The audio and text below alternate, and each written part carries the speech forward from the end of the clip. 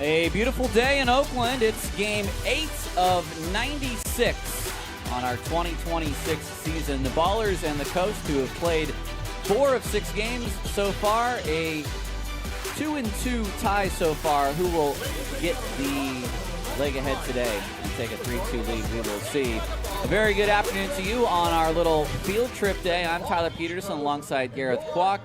Yesterday, we got to see a baseball game. We had not seen many baseball games so far this season. A 5-3 loss to the Coast. A day where Nathan Hemmerling really pitched extremely well. The Ballers got good pitching as well, up and down their pitching staff.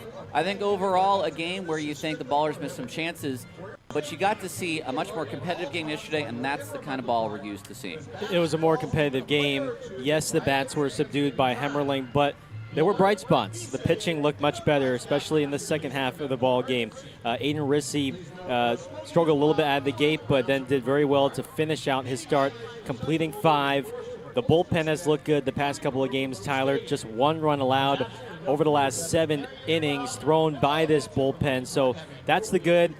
I think at the end of the day, you tip the cap to Hemmerling. He did a great job quieting these Oakland bats, scattering 6 hits, but limiting the damage. Got some good help from his defense.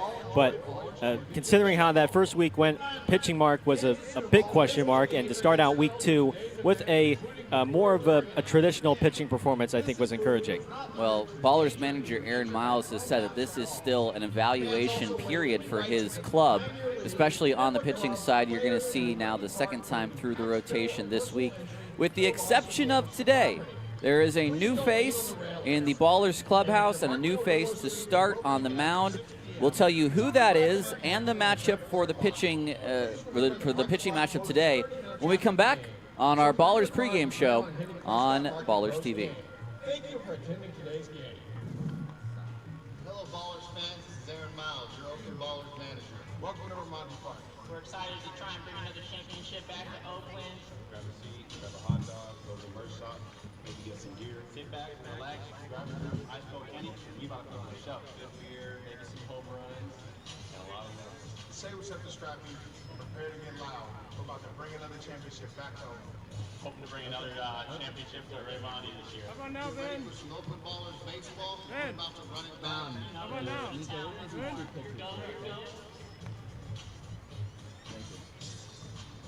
All right, Ballers fans, welcome back to Ramondi Park. It's Getaway Day here in Ramondi in West Oakland. A beautiful 1 o'clock pitch. We love a day game here. It is saved by the Ballers, the OUSD field trip day. We're going to have lots of kids in the stands, a lot of energy. We love to see it. Now, I also want to explain to you our green and gold contest. When you guys walked in the door, you should have had either a green wristband or a gold wristband given to you. Well, we're going to have mini games throughout the day, all leading up to one grand prize at the end of the day. It's either going to be Team Green or Team Gold to take home the victory. So make sure you cheer for your team all game long. All right, moving over to the mound for our ceremonial first pitchers. We have De'Ara Akins and Madden King, both graduating tomorrow from McClymonds High School. By the way, these kids are so smart. De'Ara is going to UC Berkeley studying molecular and cellular biology on the pre-med track. and Madden is studying Kinesiology. San Francisco State. Madden is doing incredible. Okay, we have our Justin Trimble in the squad. Madden, go ahead and pitch out that pitch. And then De'Ara's going to go after. Ooh, we got a Welcome back southpaw. to our matinee matchup tonight between today between Oakland and Long Beach. Tyler Peterson and Gareth Kwok with you. Let's take a look at our 2 pitchers brewing pitching matchup. Brett Wozniak had a gem of a start against Yuba last week. Did not win Pioneer League Pitcher of the Week with the 6 Ks and 8 shutout innings against the Freebirds. Look at the name on the right. Joel Tornero. He is the newest baller, number 11. He will make his first professional start. Gareth, he's coming out of Azusa Pacific, and he had a fantastic year. Yeah, look at those strikeout numbers. 101 in 68 and a thirds innings.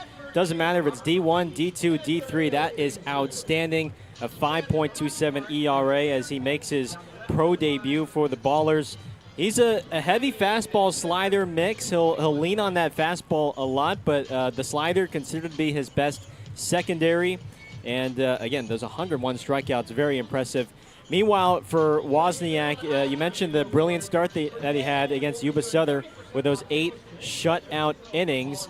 And as he picked up the win, he's gathering just 6 hits with 6 strikeouts. He's a familiar face in the Pioneer League. He pitched for Yuba Sutter last year, and he's a guy that's going to eat up innings, Tyler. 104 and a thirds innings a year ago, and that was the 5th most in the Pioneer League. And of course, the Ballers got to see him quite a bit. One last note on Tornero, 68 and a third innings, 101 Ks. That's a strikeout per 9 of a little over 13. And that is 3rd most among all Division II pitchers this year. He does give up more hits than innings pitched, but he hardly walks any, so a whip of 1.64 coming out of college. And he really did not get a ton of run at either UC San Diego or Azusa Pacific.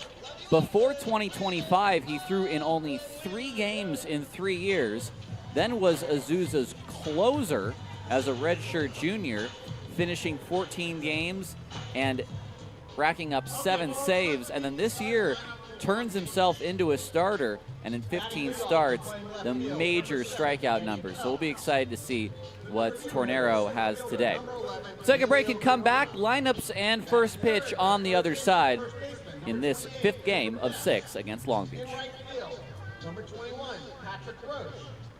Batting 5th, the 3rd baseman, number 5, Paul Winland. Batting 6th, the 2nd baseman, number 27, Jacob Jablonski.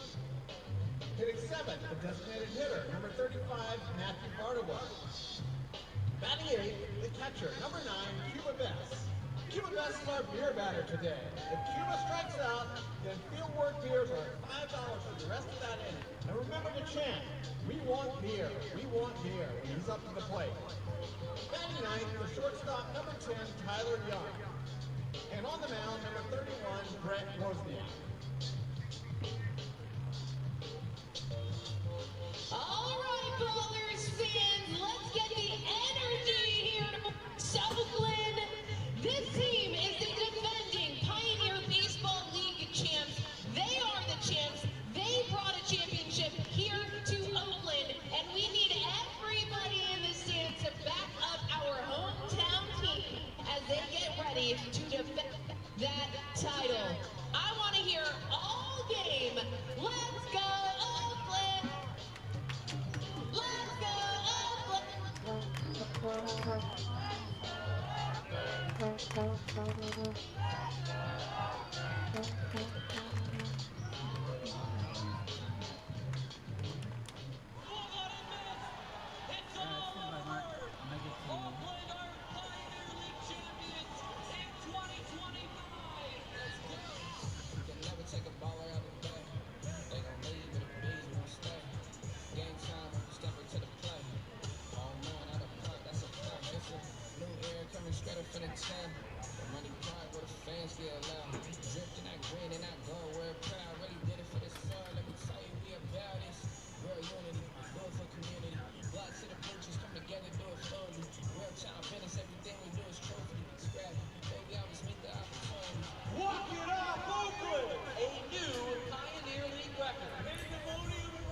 Just about ready to get going here from Raimondi Park. Ballers in the green jerseys. You'll see Long Beach in the black. And to announce the players to their position, the public address announcer, Mr. Mark Kahn. It's now time to meet the starting lineup for your Oakland Ballers. Leading off and playing shortstop, number 3, Tremaine Cobb. Hitting second, the 3rd baseman, number 15, Jake Allgaier. Batting 3rd, the designated hitter, number 21, Cam Buford. The cleanup hitter, first baseman, number 16, Jeter Ibarra. Batting fifth, the left fielder, number 27, Noah Blythe. Hitting sixth, the second baseman, number 23, Nick Leahy.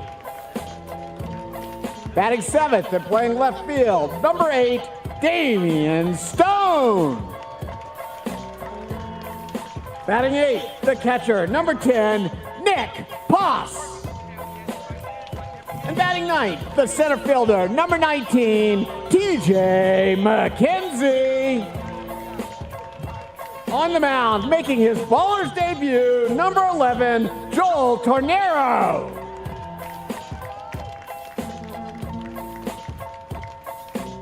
Before we start today's game, we acknowledge that the land where the Oakland Ballers work, train, and play sits on the unceded ancestral homeland of the Ohlone in the territory of Huichin, encompassing regions throughout the greater East Bay area. We recognize that we benefit from living and working on their traditional homeland, and we affirm their sovereign rights as First Peoples. Ladies and gentlemen, please rise if able and remove your caps.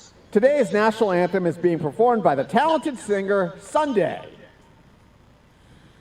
Oh, say, can you see by the dawn's early light what so proudly we hailed at the twilight's last gleaming, whose broad stripes and bright stars through the perilous fight o'er the ramparts we watched were so gallantly streaming, and the rockets regular, the bombs bursting in air, gave proof through the night that our flag was still there.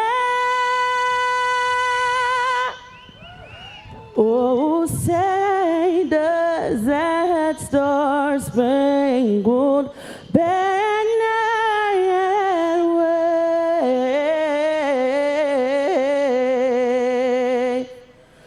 o'er the land of the free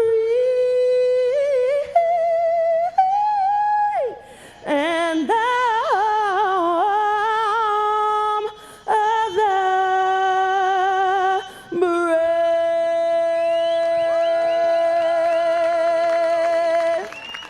We've got Sunday on a Wednesday, and it's a day game, so I'm going to actually think it's Sunday after a little bit here, and might not come into work tomorrow, so tomorrow's game is all yours, Gareth.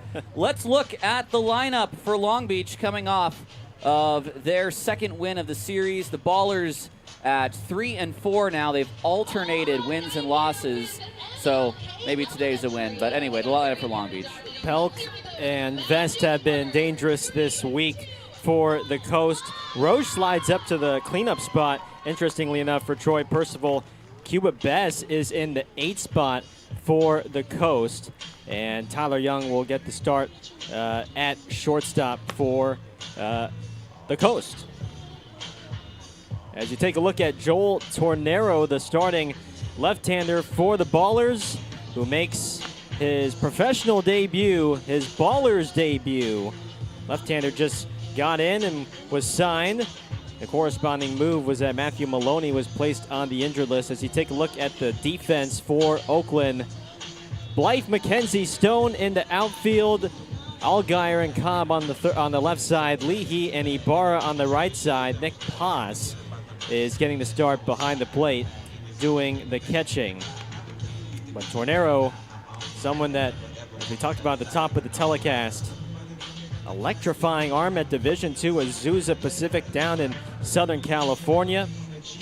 101 strikeouts in 68 1/3 innings pitched. And looking to provide some depth and some length for this Ballers team. And throughout the first week, starters struggled to get into the 5th inning. Aiden Rissy last night doing a nice job fighting through adversity. 5 innings for Rissy, over 100 pitches thrown on the day, and we'll certainly see how Tornero fares against this very prominent Long Beach lineup.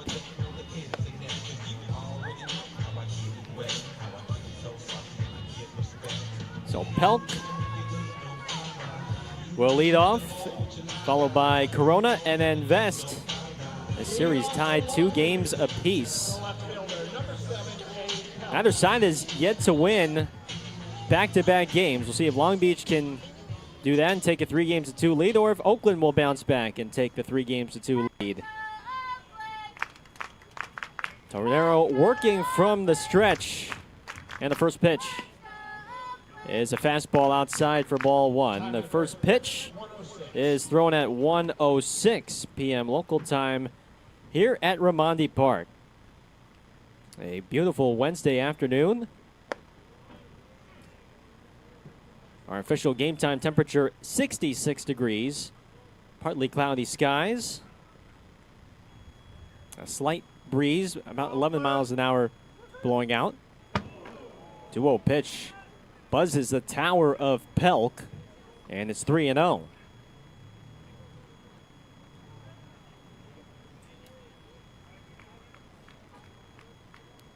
Azusa Pacific was the 3rd school in the college career of Tornero. There's his first strike. And you see he delivers from the stretch, and a bit of a slide step. Doesn't really lift the leg all the way. Just comes straight down to the plate. Pelk rolls it right side. Leahy dives, can't make the play. Eddie Pelk has just been an on-base machine this entire week. He's now 9 of 18. And Long Beach, who has threatened throughout this series in the first, they grabbed a couple of runs yesterday in the victory and have scored in the first inning in every game except Sunday. Here is Corona. Our umpires for today behind the plate calling balls and strikes is Alan Walker. Bing Su is at 3rd, and Robert McGee is at first base. 0-1. Swing and a miss. There's the changeup from Tornero. 3-pitch mix from the southpaw. Fastball in the low 90s. Slider considered to be his best secondary, and he has a changeup. And he gets his first pro strikeout against Corona with a fastball off the outside. Now batting first baseman number 28, Cooper Best. So there's that strikeout stuff that we were talking about. Did not pitch very much through his first 4 years in college between Northwest Nazarene, UC San Diego, just 1 1/3 innings through his first 3 college seasons. Last year with the Azusa Pacific, only 14 2/3 innings out of the bullpen. That is in and out of Poss's glove. And it'll be a pass ball on Poss to put Pelk at second.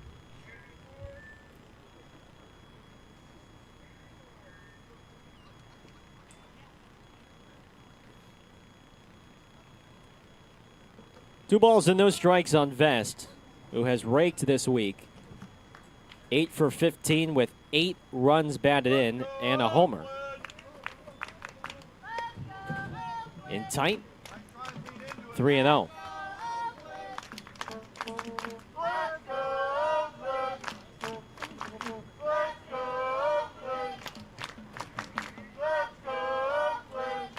Patrick Roche waiting on deck, the righty.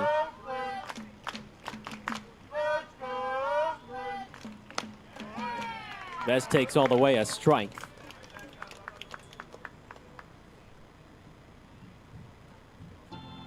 He's hitting .423 to start the year. 11 hits in 26 at-bats. The former BYU Cougar. Pops it up out of play, 3-2.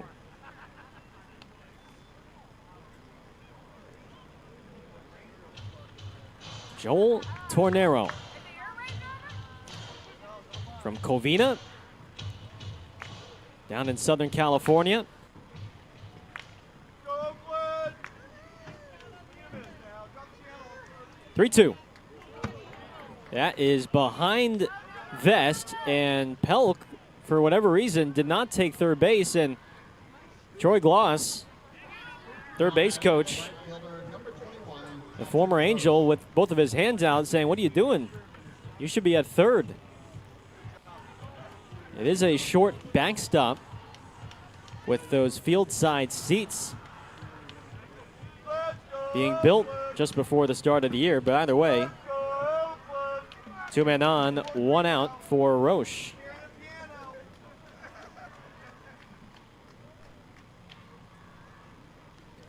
And he drills Roche with a 92-mile-an-hour fastball, and Tornero has loaded the bases.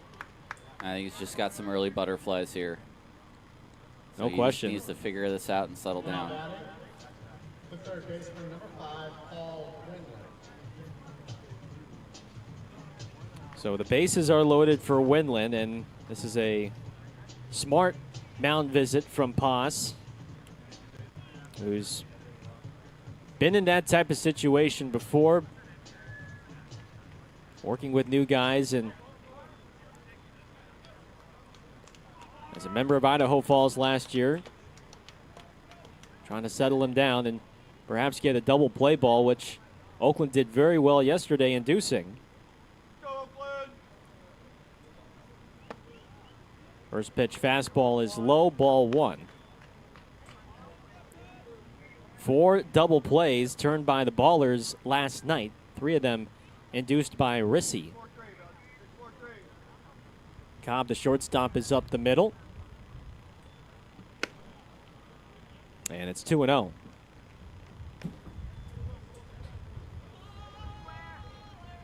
Winland hitting .258 to start the year. 8 hits in 31 at-bats, with 4 homers and 8 batted in. Pitch clock is down to 2. Just got it off in time, and he gets a swing and miss. Winland really helped out Tornero there.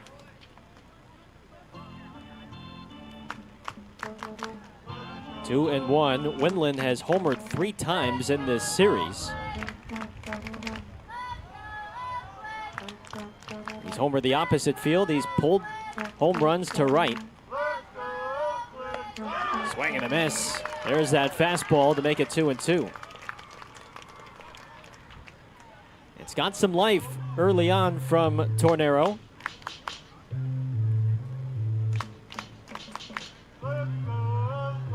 Two balls and 2 strikes with Jablonski to follow.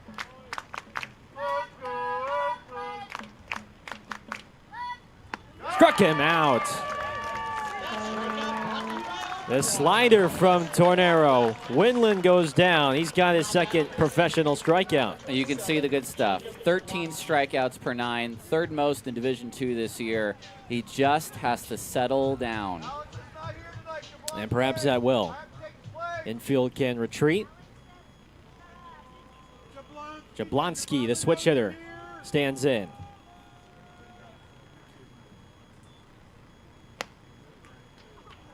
That time a changeup, it's 1-0.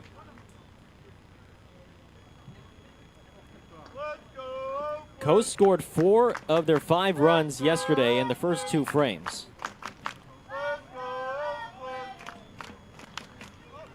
Popped him up, but it's out of play. It's a real good pitch. That's 91 in on the hands. That's where he wants to be. Coast looking for early offense.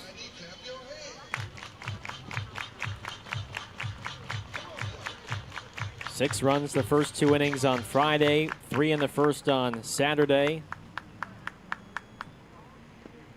Good block from Pass. 2-1.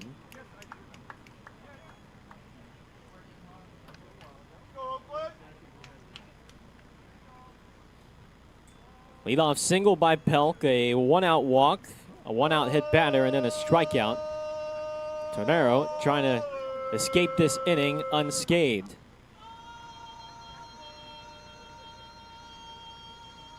Two-one on Jablonski. Beautiful slider. 2-2. It is just extremely devastating. Jablonski, 3 for 11 this week. He does have 3 homers in this series and 6 batted in.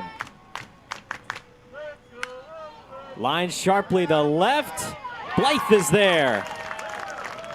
An early gut check for Tornero, but he escapes with a scoreless first. Ballers up to bat when we return. No score here at Raimondi Park.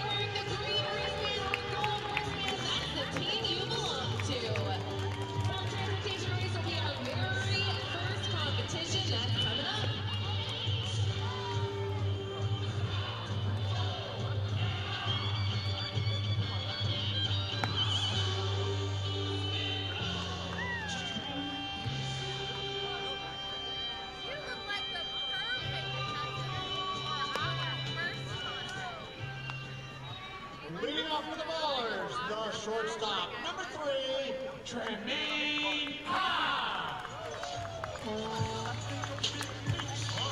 No score. We go to the bottom of the first. Let's take a look at the Oakland starting lineup. Allgaier slides into the 2 spot today. Buford, the DH, hits 3rd.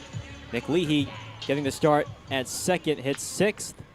McPaws against the lefty Brett Wozniak. He hits 8th. Here's Cobb. 3 for 18 this week with 4 stolen bases.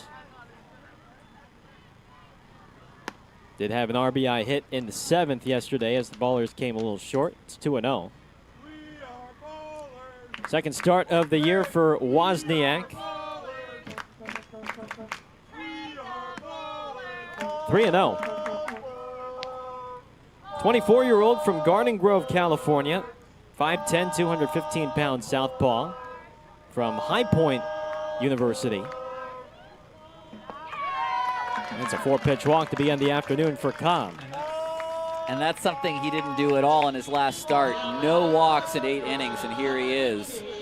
And maybe it's the early start for these guys. I'm going to chalk it up to the early start for both what we saw from Tornero and now Wozniak. Although 1 batter in, he's just walked a guy. So, well, this is a unique setup because not only is it an early call for both teams on a Wednesday, but this is the 5th game of the series. So there's already been some familiarity between these 2 sides.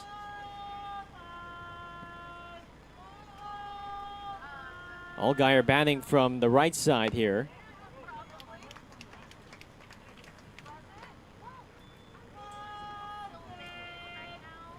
6 pitches, only 1 has found the zone from Wozniak.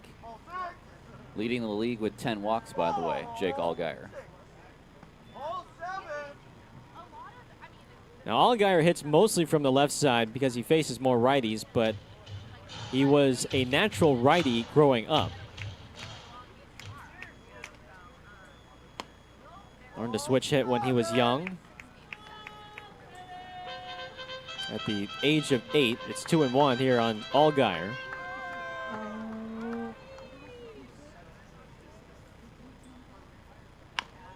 Softly hit up the middle. In between hop. Eats up Jablonski. And everybody's safe.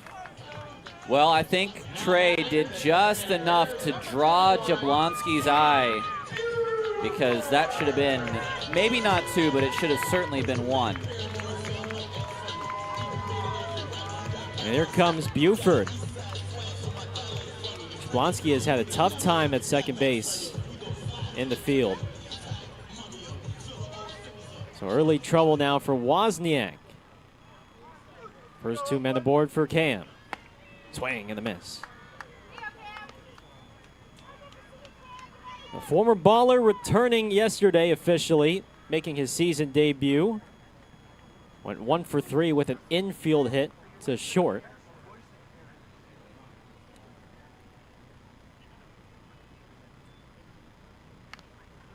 Off the end of the bat, it's 0-2. 349 a year ago with Oakland, 21 home runs, 76 runs batted in.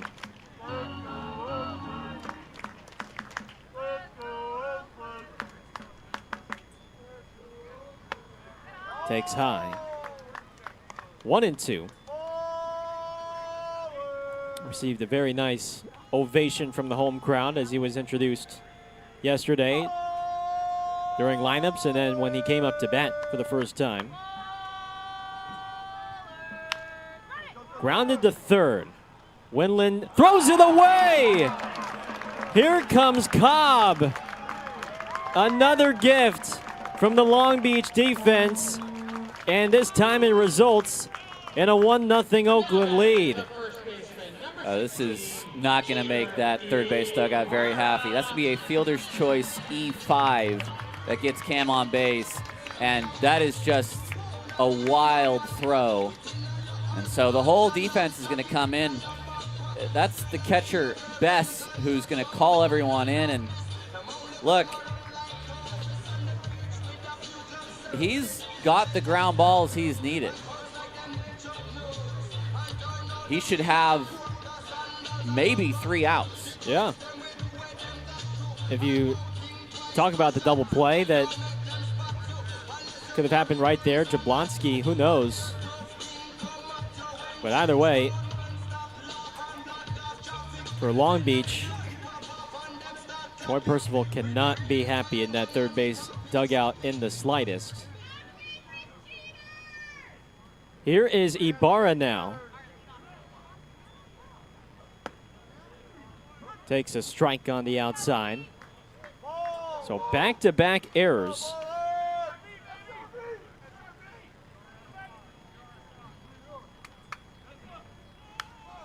Jeter fouls it away, 0-2.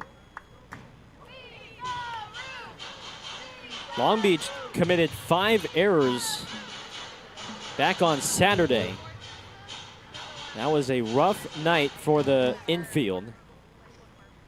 Not off to a great start today. Good block from Best, but the runner takes off, and Buford gets in there with the slide.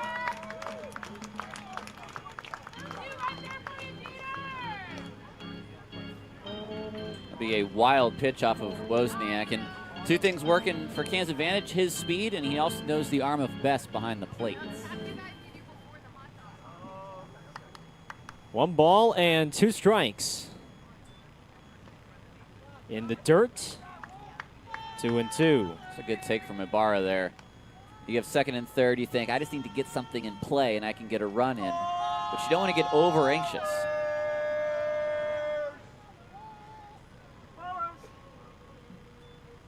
Two. And Ibarra stares at strike 3.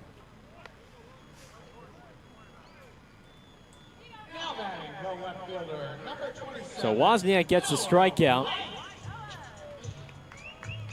1 out for Blythe.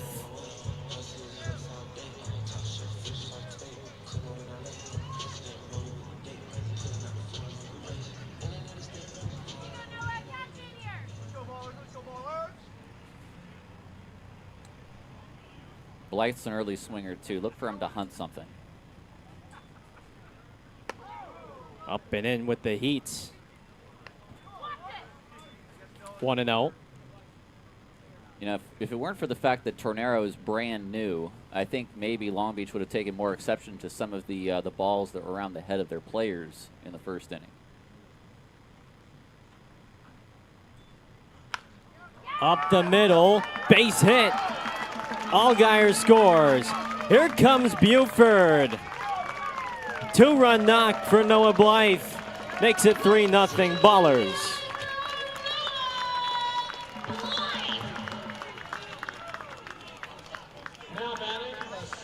Shortened up the swing and went right back where it came from.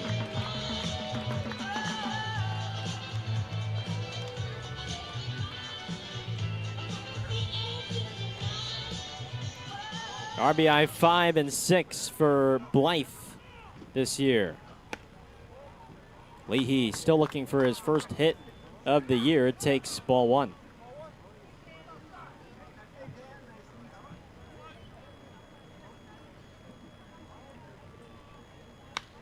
Driven deep to left center field. Pelk looking up, gone.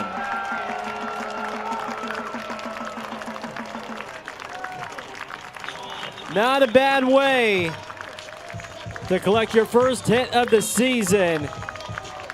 Nick Leahy leaves the yard. 2-run shot. It's a 5 spot for Oakland in the first.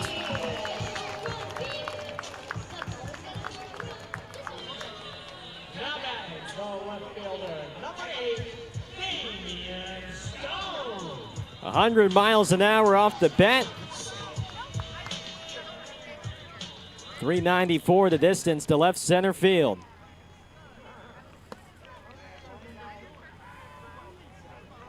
Brett Wozniak, a frustrated lefty right now out there on the mound.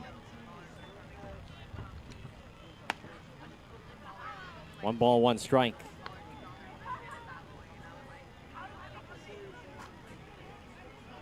He got 2 ground balls, but he received no help from his defense. 1-2.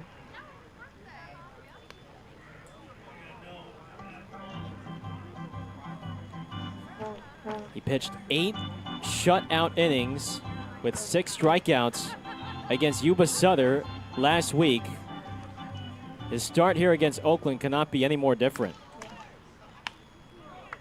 Rolled softly to first. Not an easy play. Vest. Foot race to the bag, won by Wozniak. And there's 2 down. It's a nice play from Wozniak because he wasn't there initially, and then he sprinted over and got to the bag in time.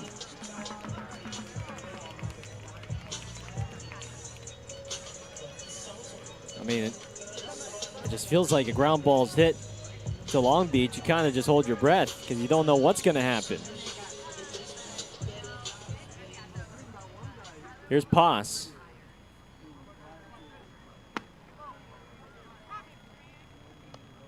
But that's Wozniak's game. He gets ground balls. 5 runs on 2 hits, so you know something went wrong in this inning for Long Beach. 1 ball, 1 strike. Last season, a 56% ground ball rate. Gets one up the middle here to Jablonski. And that will end the inning. 5 runs on just 2 hits. Nick Leahy leaves the yard. It is 5-0 Oakland as we go to the second. Here on Ballers TV. It's a great way to get out and about to enjoy all the Bay Area has to offer, like rooting for your team. Visit art.gov/Rifle for other fun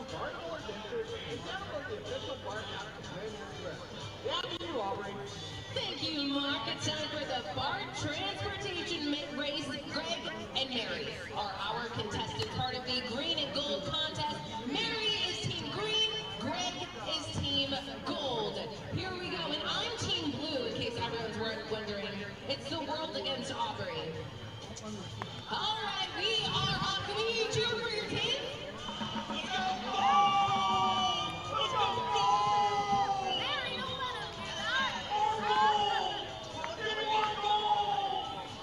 Go, gold! And it is... Oh, that's a first finish. Gold is our winner.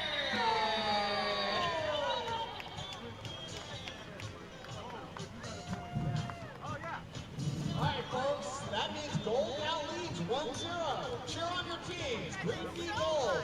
Winner, high score at the end, gets a prize. Eyes up to the press box, everybody. Our broadcasters, Tyler and Garrett, are throwing prizes from the press box.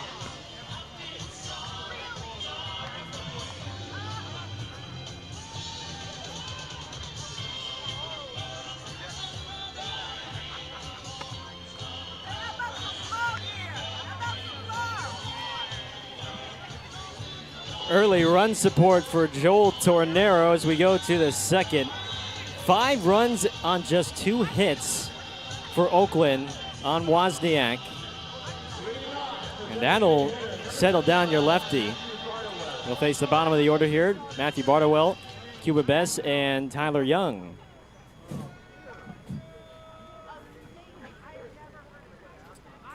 A righty, lefty, and a righty versus Tornero. And the first pitch is high for ball 1. While we have a second, here are our Caltrans keys to the game. One of them, well, it's already sort of happened. Welcome the new guy. And what I mean by that is either with early run support, good defense, make him feel welcome, and provide some help, which so far so good through an inning. And the other key is for Tornero, let them know who you are. You were one of the best pitchers in Division II from a strikeout perspective. Be aggressive, be fearless, throw strikes. Battled some jitters a little bit in that first inning before escaping the bases loaded jam with a couple of strikeouts.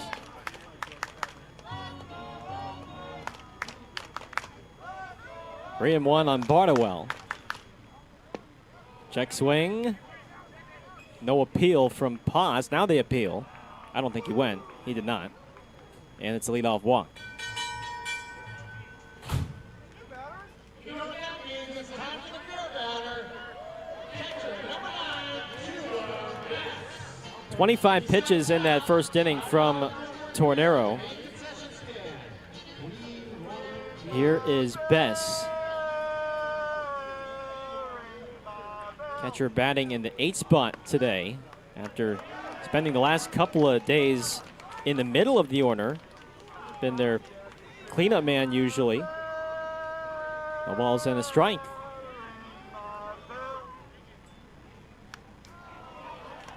Quick 0-2.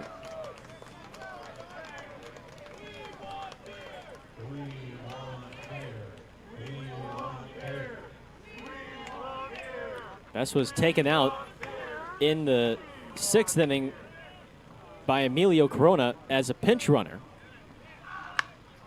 Chopped to second. Leahy. There's one. Got them both. That'll help the newcomer.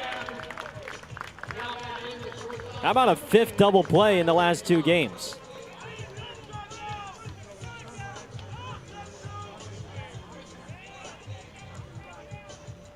Nicely turned, beginning with Leahy. Made sure to charge that baseball before it could short hop him. Here's Young. Well, he's commanding a little bit better with the off speed than he is his fastball right now. So if Paz is seeing that, maybe they decide to pitch Young backwards here. Off speed a little high. Little's being generous on your part. 1-1. Just changing the eye level, if you want to call it that way.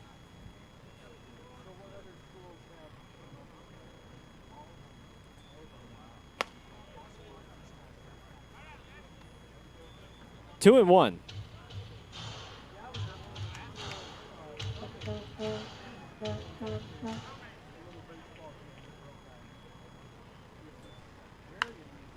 Bounced foul.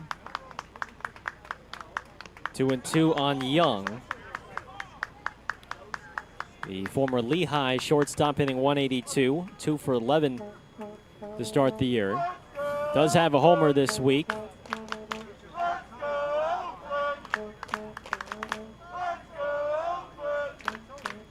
Two.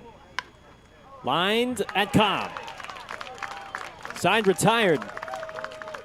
2 scoreless so far for Tornero in his debut. Bottom of the second coming up. 5-0 Ballers.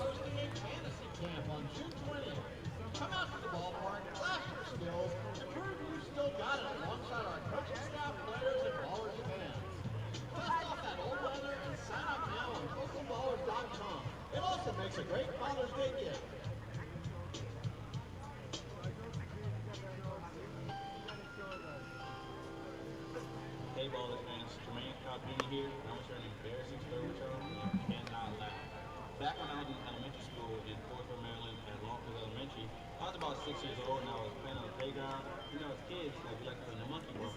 So I was on the monkey bars, you know, with my hands, and out of nowhere, hit the pants me, and I was crying my eyes out, man. Like, it was one of the most embarrassing things of my life. To this day, I will never see me on the monkey bars ever again. It's the name of that kid who pants me, Quincy Robbins. I'm gonna carry that on for the rest of my life. So if I ever see you, it's on.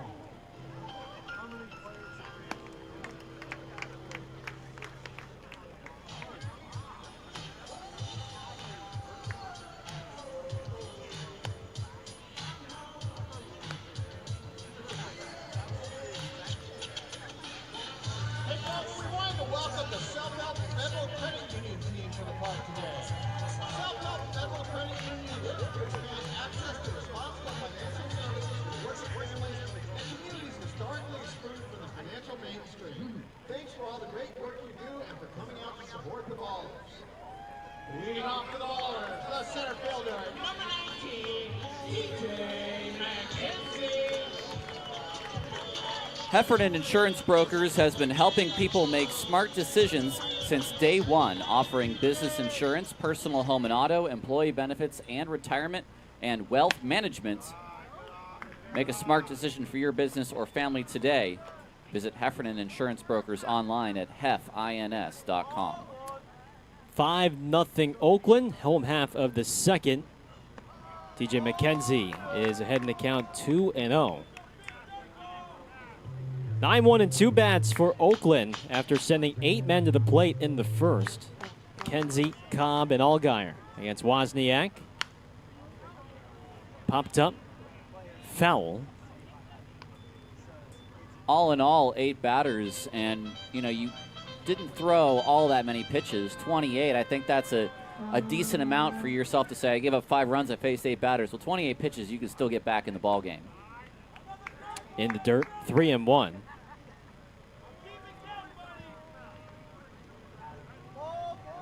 But 2 errors from Long Beach's infield.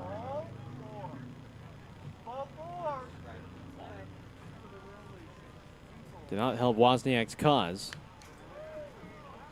Full count now on McKenzie. He's hitting .370 to start the year. 8 hits, 21 at-bats, a couple of home runs, and 6 batted in. Not your typical 9-man in the lineup.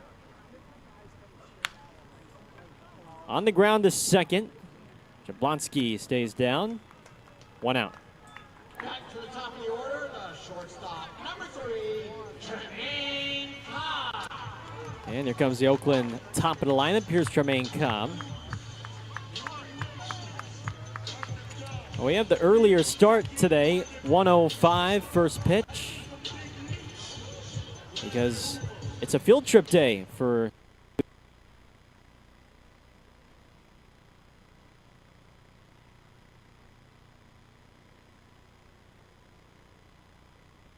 bell on site, too.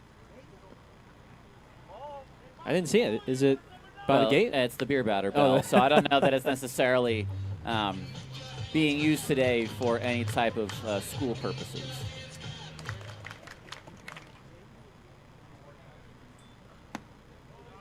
Outside check swing. Oh, Cobb went, says Robert McGee. Well, we saw lots of smiles and lots of curious young fans as they were walking in through the main gates. Eager to take in a beautiful day for baseball.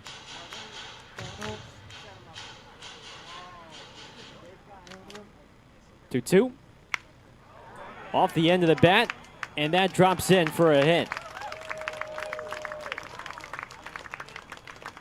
That is not a bad pitch from Wozniak, but that, my friends, is Tremaine Cobb with 2 strikes. You just got beat by a good hitter there, and there's nothing you can really do. You throw a pitch like that down and away from the plate, that's a changeup that you want the hitter to swing at. You want that hitter to swing, roll over, swing and miss. Instead, Cobb lines it for a single.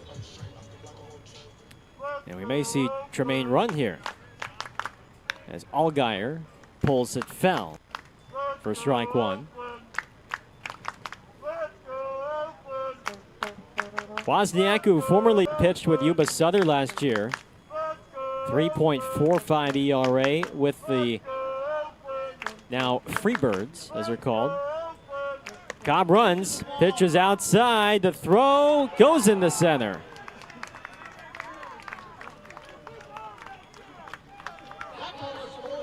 It was on target from Best, but in the dirt, and Jablonski at second could not dig it out. And Tremaine now 7 for 7 on the base pass. They're going to run against Best behind the plate today. Up the middle, base hit. Aaron Miles waves home Cobb, and he will score standing up. 6-0 Oakland.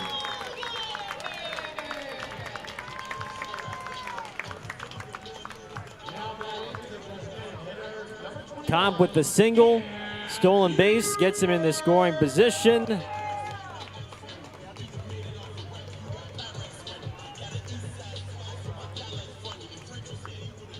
And Oakland has made a 6-run lead. Buford fouls off the first pitch. I think we're all just kind of waiting for Cam to leave Earth for the first time. You want him swinging. You want him swinging hard, and you want him to make loud contact. Well, he hit 21 big flies last year with Oakland.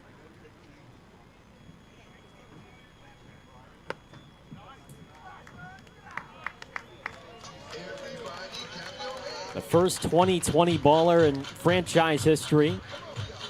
At 27 stolen bases to boot. Behind here 1 and 2. Suited up briefly for Sioux City, his former team, before being dealt. 2 balls, 2 strikes. Played in a couple games for Sioux City and even hit a home run. So he's well fresh. Just did not have the at-bats for him. And we're happy to have the benefit of him back. Wozniak sends him away with the breaking ball. And that is his second strikeout.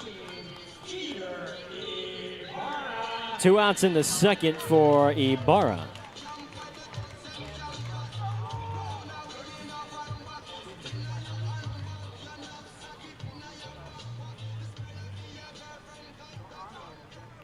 Well, Buford returning to the lineup just adds another element. Ibarra will ground out on the first pitch.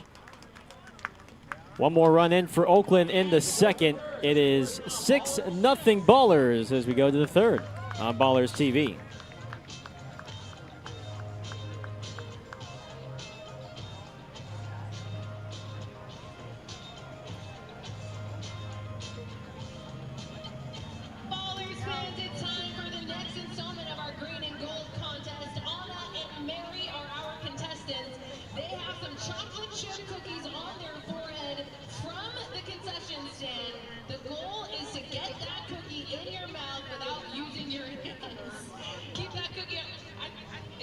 glasses gonna help? Or you okay, perfect. Okay, ready?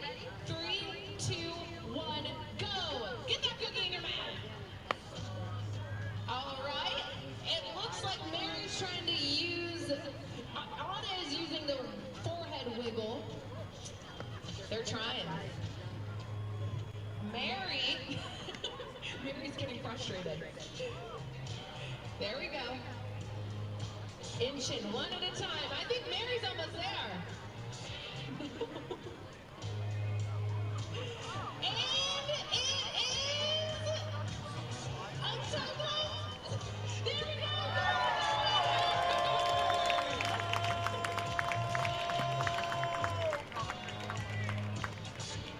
Gold now leads 2-0. Reed, you gotta get your act together. It's gonna turn into another round. Reminder, the winning team gets a special prize at the end of the day. Leading off, Colorado Builder, number 7.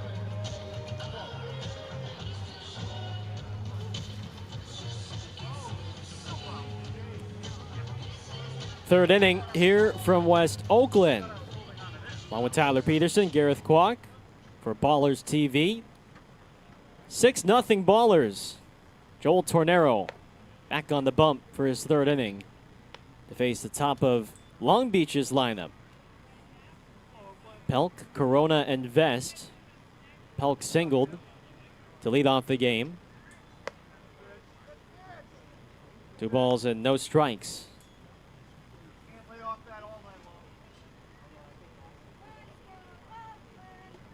38 pitches through the first 2 for Tornero. The leadoff man has reached in the first 2 innings for the Coast.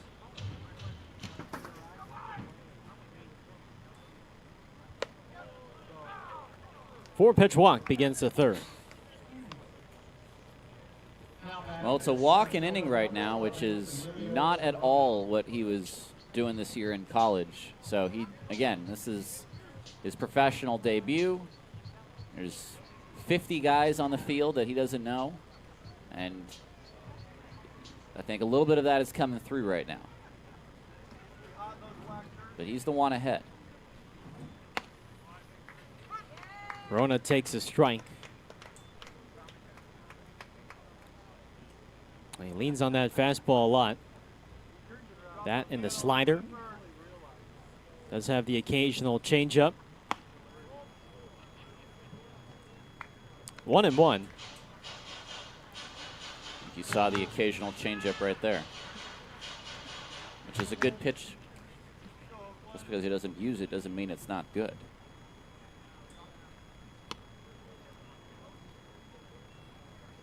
Two and one.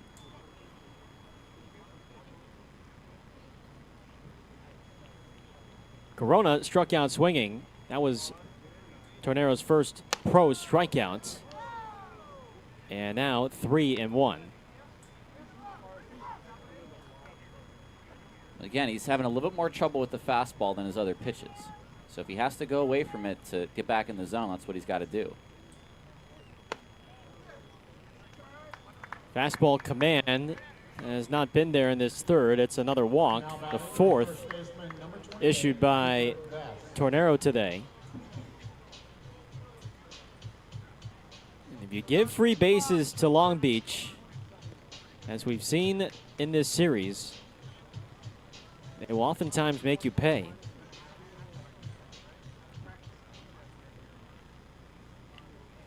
This is Cooper Vest. Long Beach slugger drew a walk in his first at-bat, his first plate appearance. Missing high with the heater.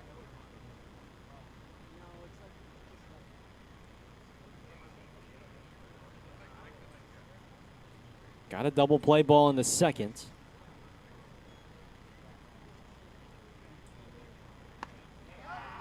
There's a slider. That's been his best pitch today.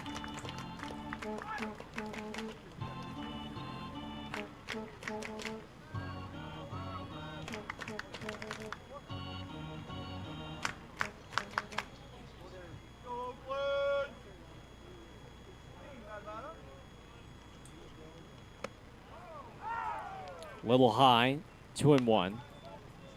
You know who used to do that slide step as a lefty? Now that I think about it, Andrew Miller. Yeah, you got something there. He was a slide step guy. That is a cold strike on the inside, 2-2.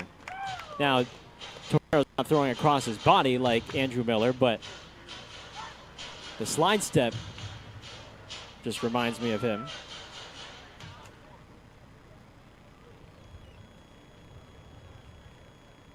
Two and two. Got him. Strikeout number 3 for Tornero. One away.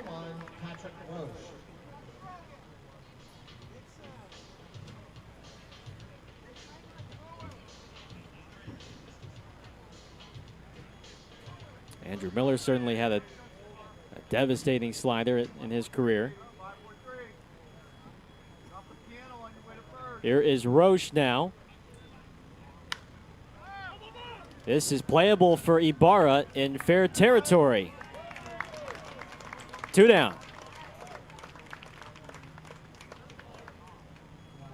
Now batting the third baseman, number 5, Paul Winland. That time a changeup had Roche a little bit out in front.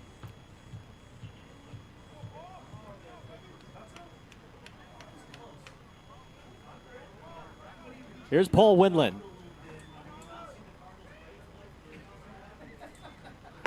Swing and a miss. Helped him out a little bit. Winland did chase in their first meeting when he struck out.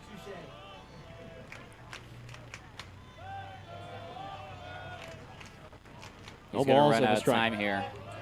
And he steps off. And the first time he and Poss working together. Right now he does use most of the pitch clock.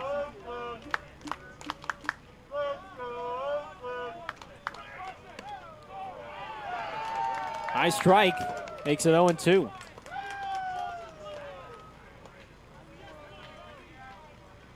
He's played with fire each of the first 2 innings. Can he escape the third here?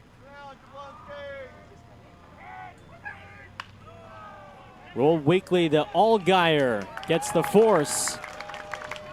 And Joel Tornero has pitched 3 scoreless in his pro debut. Bottom 3 coming up. Ballers ahead by 6. All right, Ballers fans, it is Oakland Unified School District Day, so we're going to do a pop quiz with Xavier, okay? We have 3 questions that are going to come up on the video board. Are you ready? You confident? Yeah, I think you're ready too. Okay, let's see those questions. What is the name of the Ballers' furry, fearless mascot?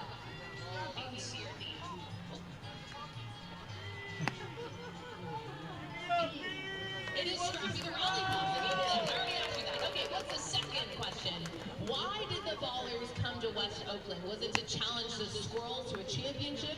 Was it because Major League Baseball left and Oakland said, nope, we want baseball? Or C, because Possums demanded equal mascot representation? It is B, correct. I'm seeing a trend with the B's. Okay, last question. If the Ballers game is tied after 9 innings, the winner is decided by A, rousing game of rock, paper, scissors, by knockout round home run derby, a dance contest, or fans choose the winner.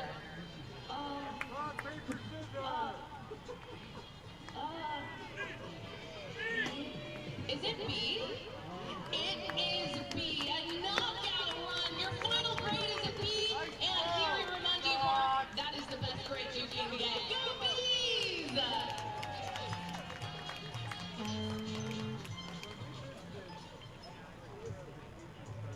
Leading off for the Ballers, the left fielders, number 27, Noah Wright.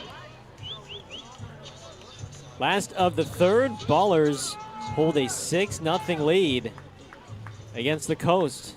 Noah Blythe leads off against Wozniak, here's a sharp ground ball, sliding stop by Jablonski, and a nice play for the first out of the third.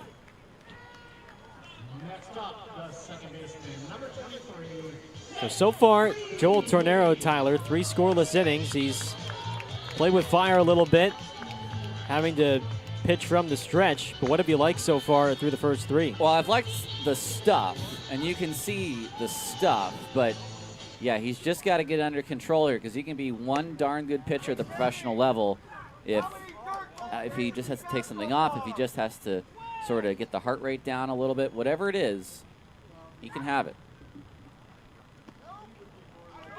And he is MLB draft eligible for this season. That is a Division II exception.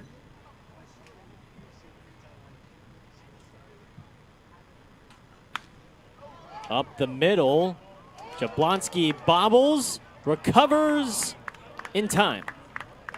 Jablonski's been really busy. He's had 5 ground outs, and he's made an error. It's time now for our Pacific Pipe climb to the top of the standings. And currently, Glacier and Modesto, both at 6-1, sit in those playoff spots. And so they currently are both 3 games above Oakland.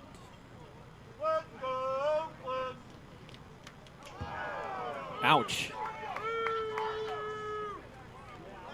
Got Damian right in the center of his back. 2-out hit batter brings up Poss. Now batting the catcher, number 10, Nick Poss.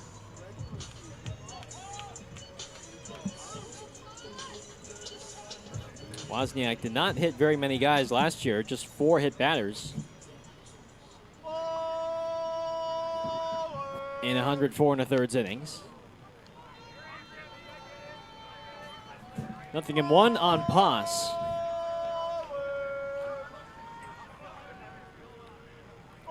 Well, for Wozniak, he's only allowed 4 hits, only 2 earned runs. Looking for a clean inning here. And, you know, there's only so much he can do on the mound when you have 2 errors in the field behind you. Pitch to contact thrower. Won't overwhelm you with velocity. This is lined sharply in the left center by Poss. A base hit. Center fielder Corona slips. Stone trying to take third, and he's in there.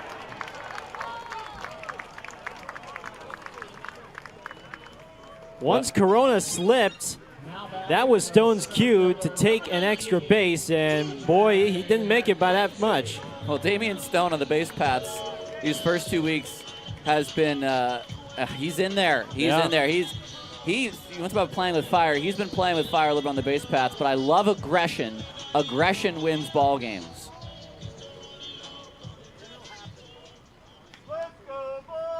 Is that an E8 on the play, Booney? Here's McKenzie who takes a strike. And even though a 6-0 feels good this early, you can never have too much insurance with this Coast offense. McKenzie's behind 0-2.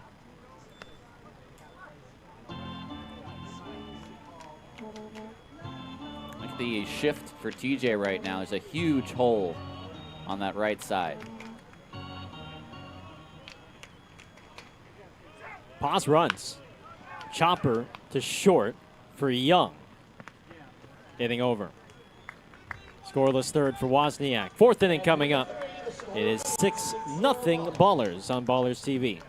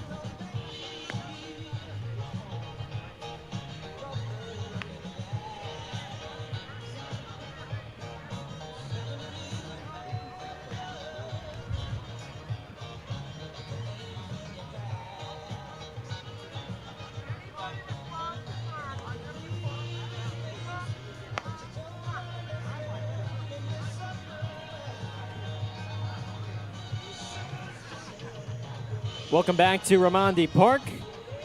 We go to the fourth on this Wednesday afternoon. 6-0 Oakland. Our score. With this series tied at 2 games apiece.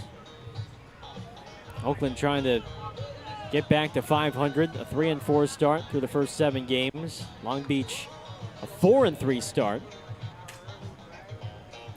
Ballers will continue this homestand, this 12-game homestand, tomorrow with the series finale against the Coast, before then hosting 3 games against the newest team in the league, one of the 3 newest teams in the league, the Red Pocket Mobiles.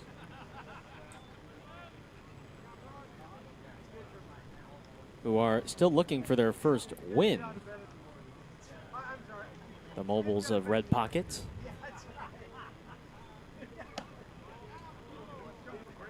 So Joel Tornero, 56 pitches through 3 innings.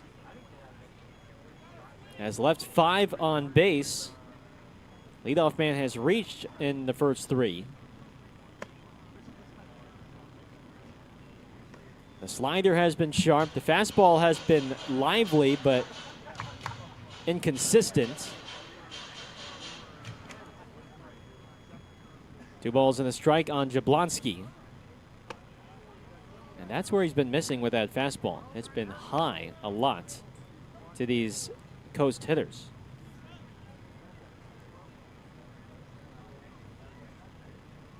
Jablonski lined out to left in his first at bat.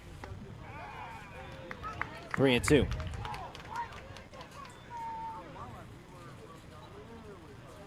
And again, in a corresponding move, Matthew Maloney was placed on the injured list. 3-2. That is high, ball 4. Well, the leadoff man has been on in every inning, and in the 2nd, 3rd, and 4th, he's walked the leadoff man. That is not a recipe for success, but Tornero has only allowed 1 hit so far, and I think you see him yelling into his glove at himself for what's happened here. Here's Bardwell. And I think you can understand the first couple of innings just trying to find some rhythm and some momentum in your home debut. But this is by now inning 4. 50-plus pitches in. He should be settled in. 1-1 on Bardwell. And that was far more competitive there.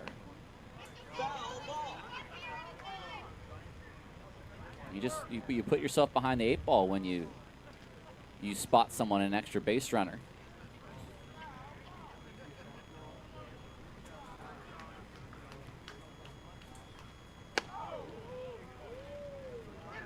Two and 1.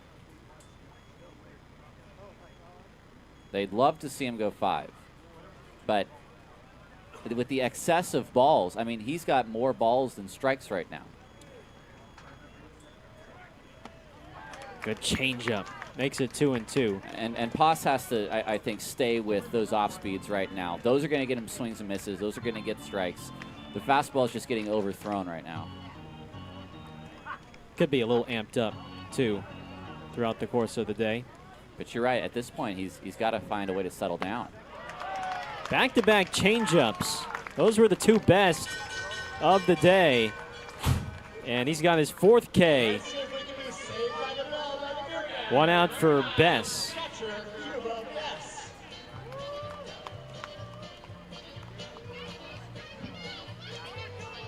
It's a heavy dose of fastballs and sliders, but those were the 2 best changeups of the day. Here's Bess. 1-0.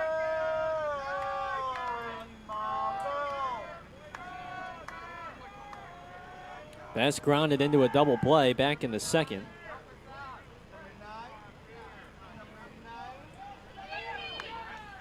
Fouled back.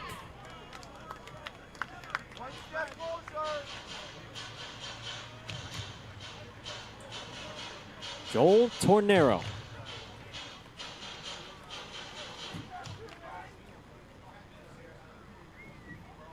One ball and 1 strike.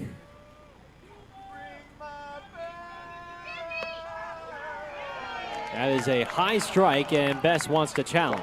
The call of a strike is being challenged. After review, the call is overturned to a ball.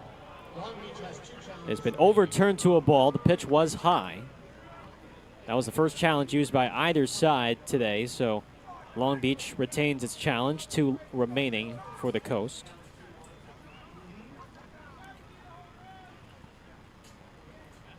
Two and one on Bess. Got a fastball, was behind it, 2-2.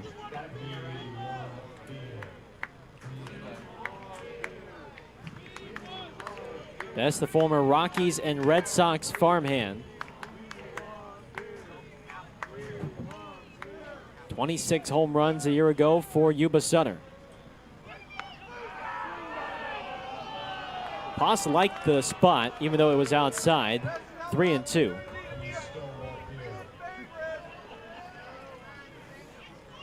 Young is on deck. Payoff. Swatted to left. And this one is not coming back. Didn't miss the fastball the second time around. And the Coast have reasserted themselves into this ball game. It's now 6-2, Oakland.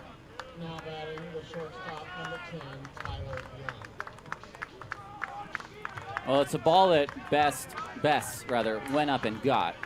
And so it was not a pitch that really was, I would call all that hittable, but he tomahawked that thing out of here. Home run number 4 for Bess this season. And Young gets hit. Got him on the lower leg. We're just seeing a little too much wildness from Tornero right now. And Aaron Miles may not let him get to the 5th inning if this wildness continues. He's thrown 74 pitches. Only 36 have found the zone. And a shout out to one of our favorites, Greg Russell, who's out Here comes Jim Diedrich for Oakland to talk with his lefty and maybe give the bullpen some time to get going. I wonder if Spradling is not the man who's going to get his name called here. There is a lefty warming up. It does look like it's Spradling. And this is where Jimmy really earns his keep here. You see the arm around the shoulders of the young man, reaffirming, hey, man, listen, you know yourself. You know you're all conference. You know what you can do. Let's make some competitive pitches against Pelk. Let's see if we can't get out of this inning on double play. But it does look like that it is indeed Spradling who is getting warm. Unless that's Barker. Let me get a closer look here.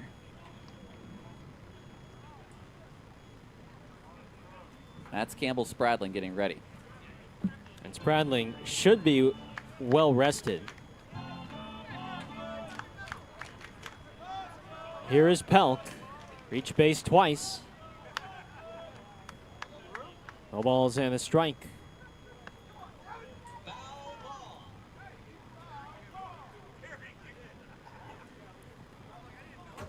Six to 2.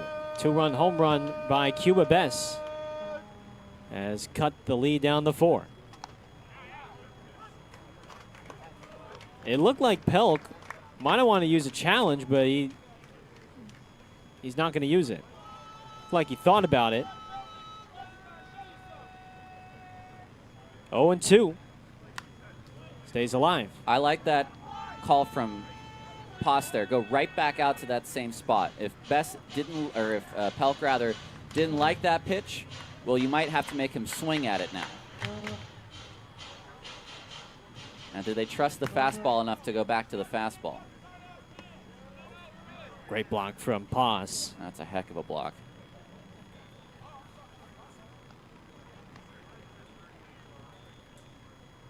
It really does feel like Poss has developed some chemistry with Tornero rather quickly. Has developed a good feel for his stuff in his debut. Got him with the heat. That time a well-located fastball for strikeout number 5. 2 down.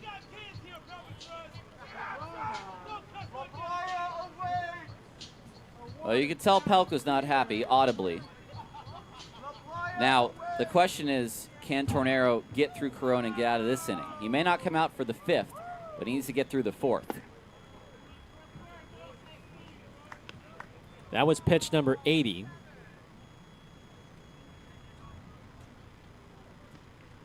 Corona's 0 for 1 with a strikeout and a walk. Oh my, look at that slider. You're just saying to yourself, all right, just throw fastballs for strikes and everything will be fine. I mean, how many swings have we seen like that Not from many. Long Beach this week? Exactly. Or that.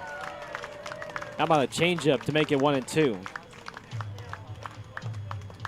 Well, Nick Poss has to go back to one of those two here, I think, unless he's going to try to blow doors off above the hands.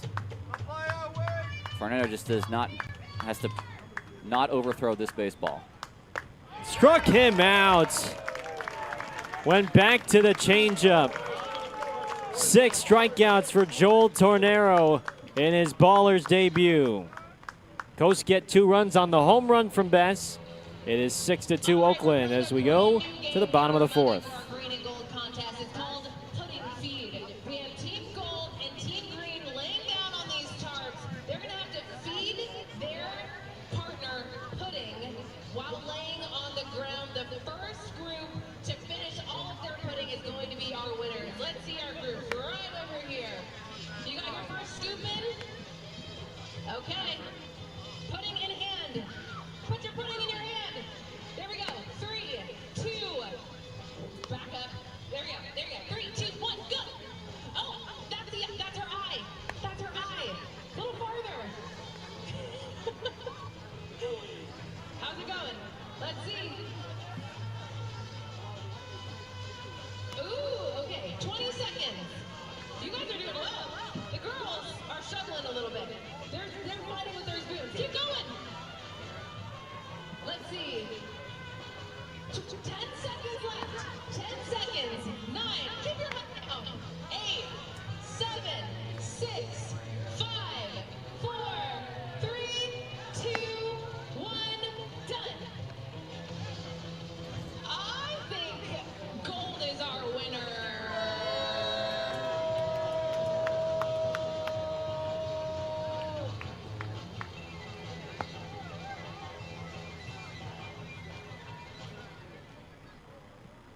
Gold kicks the field goal to go up 3-0.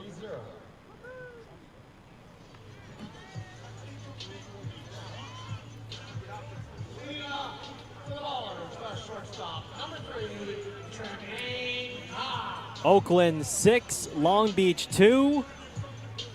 Ballers up to bat, beginning with Trey Cobb against Brett Wozniak. 2-run home run by Cuba Bess in the 4th has cut the lead down to 4. Cobb, Allgaier, and Buford against Wozniak.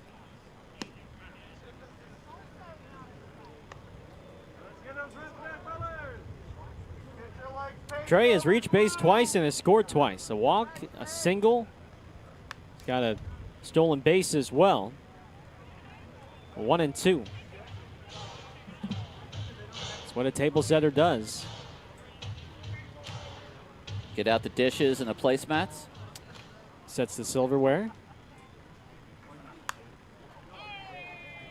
Get the salad fork next to the dinner fork. Now you're just making me hungry. Get the grapefruit spoon out for breakfast. The wrap that I had before the game was not enough, apparently. Stays alive, 1-2. Are you on an exclusive deal with Trader Joe's, by the way? I mean, if Trader Joe's wants to talk, we can make it an exclusive deal, because those wraps are becoming a Quack habit, I guess. A Quack regular. little stamp of approval, quality. I like it. Lifted out to right for Roche. And there's one away. Next up, the third baseman, number 15. I know you got a Columbia take it to the bank for today, Tyler. I do. I was thinking about this. The engine auto shutoff when you put your foot on the brake. All for that. I'm in traffic. I get to a stop sign. I hit the brake. Engine turns off for a moment. Take my foot off the brake. Engine comes back on. Gareth, right now, I will take every drop of gas I can take. If I can save a few extra miles per fill up because I got the little auto shut-off switch, yes, that's fine. I can turn it off if I want to, but I'm all for it because it'll save me a little bit of gas. So I like the auto engine shut-off. You can take that to the bank. And it's presented to you by Columbia Bank. I'm with you on that. I mean, just to be a little more efficient, economical, whatever it takes. I didn't know how I felt about it at first on the Nissan that I drive, but I've become accustomed to it, and now I'm definitely a very pro engine shutoff switch. Sinking line drive, tracked down by Corona, 2 outs. Yeah, that's why they say Nissan, it's innovation that excites. Here's Cam Buford. Are you on exclusive with Nissan? No, I cannot. I can't admit that.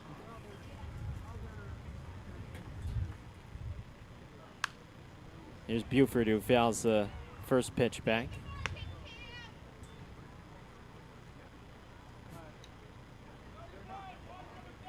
Cam reached on a fielder's choice grounder, and he has struck out swinging. Low hop for Wendland. In the dirt, dug out by Vest, and that will end the inning. 1, 2, 3, fourth for Wozniak. 5th inning coming up. Oakland leads 6-2. Sponsored by Mercado in Sacramento, the official auto accident attorneys of the Ballers. Berksack got the big back.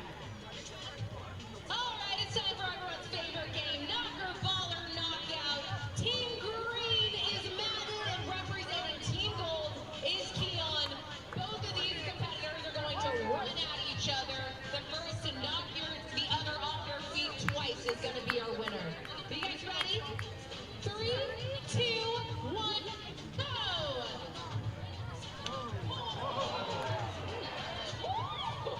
That was a big one.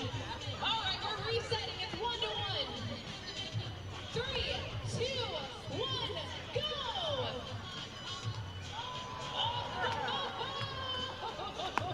Keon's punt. Let's do it one more time because we have time. 3, 2, 1, go! Come on, Madden. Come on, Madden. Team Gold is our winner.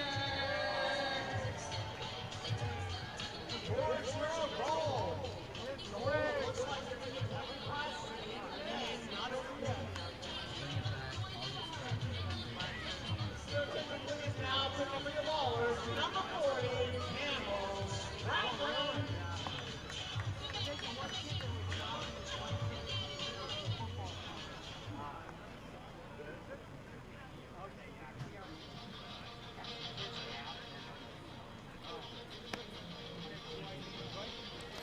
Top of inning 5. Welcome back to Ballers Baseball on Ballers TV. I'm Tyler Peterson. It's 6-2 Oakland. And a new lefty on the mound, as we suspected. It's Campbell Spradling, who so far has thrown 3 2/3 scoreless innings in his first 2 Ballers appearances. He comes on for Joel Tornero, who had a, let's call it, mixed review. Was definitely fiery on the mound, but some extra base runners along with the big punch-outs. Yeah, you take away the 5 walks, you know, an admirable showing from the lefty. The stuff was legit. Slider looked really sharp. The changeup that he threw sparingly was excellent. Really just the fastball command was the issue. just 2 hits allowed to this offense, who have been putting up big numbers all week. But I tell you what, he got some swings and misses from these Long Beach guys that you don't see very often. I mean, not your typical swing and miss. Well, you want to look at this: 7 extra base runners for Long Beach, 5 walks, 2 hit by pitches, and they stranded 6 runners on base through 4 innings. So he definitely was doing a good job of not allowing any hits, and he'll figure it out. This is a deep fly ball to center field. McKenzie is going to make the catch. Next up, the right fielder, number 21, Patrick Vest got a fastball middle away, and for as far as he's concerned, might have been a little too on it. If he was a little bit late on that, he probably could have had a home run. Here's Roche.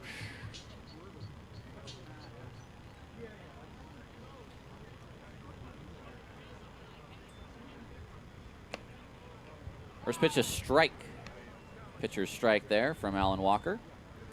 I want to credit Nick Poss, too, because I think once he figured out that the fastball just wasn't really going to be there from Tornero, started leaning more on his off-speed, the pitches that were working for him, and it led to some better success and some more swings and misses. So I credit Poss, too, for learning his pitcher quickly and developing a feel for him, and ultimately you get 4 respectable innings out of your starter in his first ever professional start. Roche today is 0 for 1 with a hit by pitch.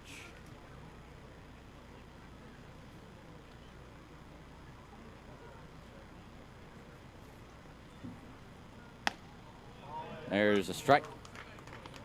2-2.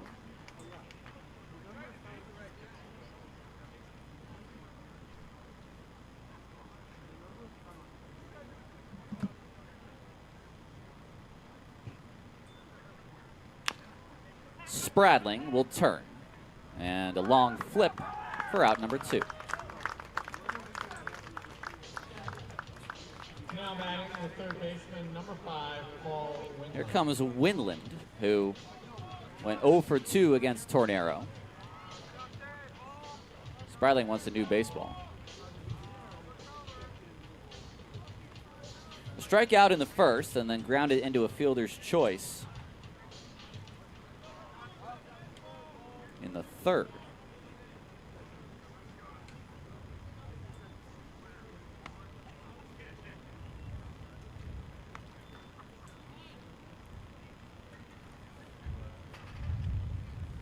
Had hit home runs in 4 straight games until yesterday, and Ballers do not want to see him get back on that streak. It's 2-0.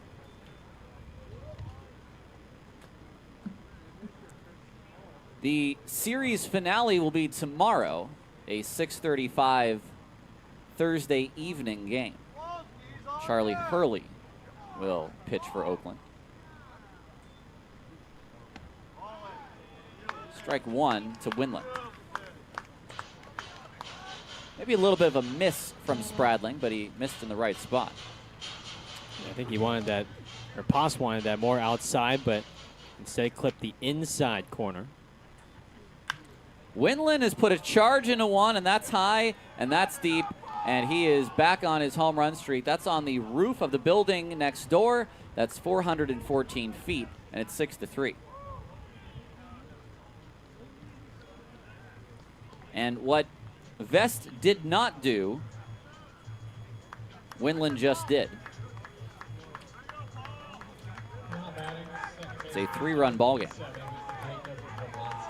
That's a high fastball. Winland's got that big uppercut swing. He'll chase, but when he gets a hold of one like that, he's got some legit power.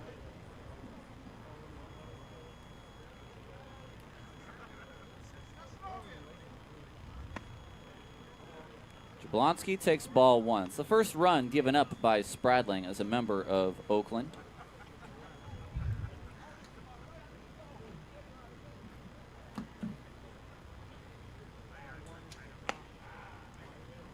1-1. Jablonski lined out to the left fielder, Blythe rather, in the first inning, and then walked and scored in the fourth. Nice changeup. 1-2. Great changeup from Spradling. 3-pitch guy, fastball, high 80s. Sometimes he'll touch the low 90s. Relies on the sweeper and that changeup. Line drive into left field for a base hit. That was a changeup, but it was right in the middle of the zone. And that's just a bad spot from Spradling there. 2-out single. Back-to-back hits with 2 outs. Here's Bardowell. Yeah, if he gets that more down below the knees in the dirt, that's a good pitch, but it hung, and Jablonski's a guy who can hit the ball hard.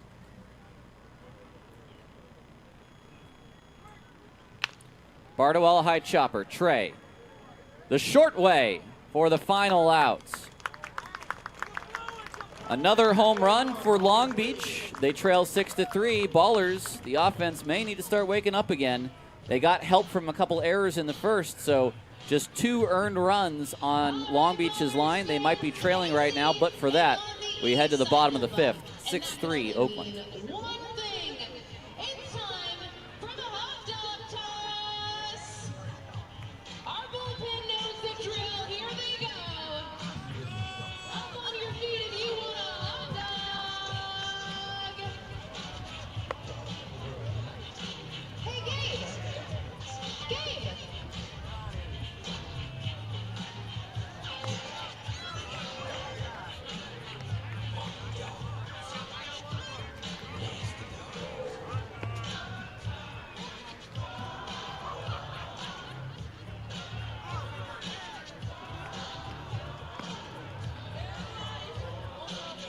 The Mayor Mike Hot Dog Toss brought to you by Extra Cycle.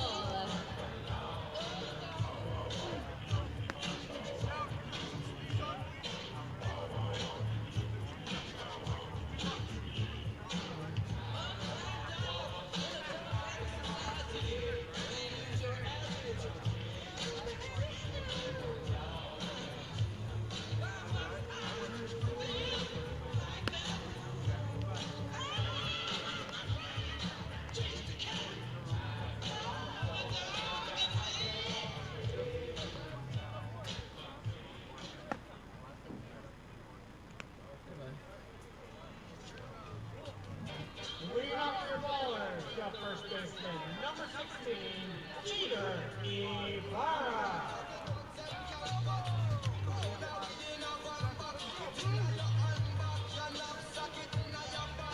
Just 1 hit in the last 10 Oakland batters. Ibarra, Blythe, and Leahy against Wozniak here in the 5th. Ballers a 6-3 lead. They scored the first 6 in the first 2 innings. It's been quiet since. And Long Beach has answered back with that trio of runs in the final, or the last 2 innings. Wozniak had a 4-pitch walk to Cobb to begin the ball game, his first walk of the year, and has showed almost no wildness since then. Big swing by Ibarra. He hit Damian Stone. I think that was the next farthest pitch outside of the zone after that.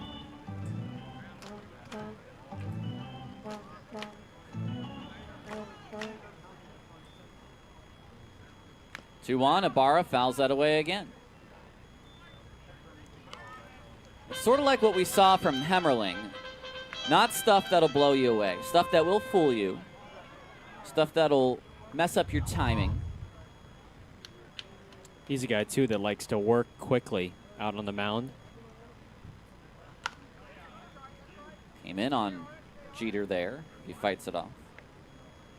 Maybe not as fast as Hemmerling, but he still has a pace, a quick pace out there.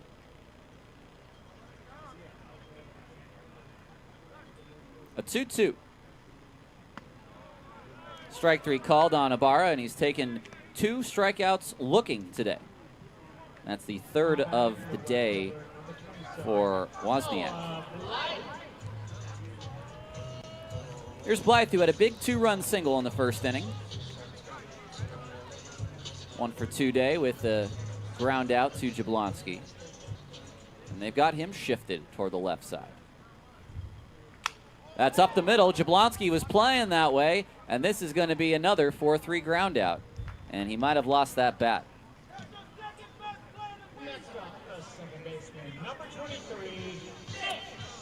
Wozniak's doing a really good job of executing his spots in counts. Had the 2-strike breaking ball to Ibarra, and then on Blythe just busting the bat with an inside fastball. It's been a good job so far. 80 pitches for Wozniak as Leahy takes a strike. So he's reverted that pitch count to something that's definitely workable through 5 innings. Fouled back. Leahy, a 2-run home run in his first at bat. Capped a 5-run first inning.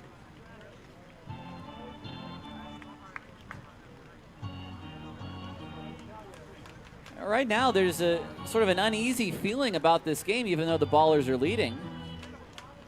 It's been all Long Beach since the end of the second.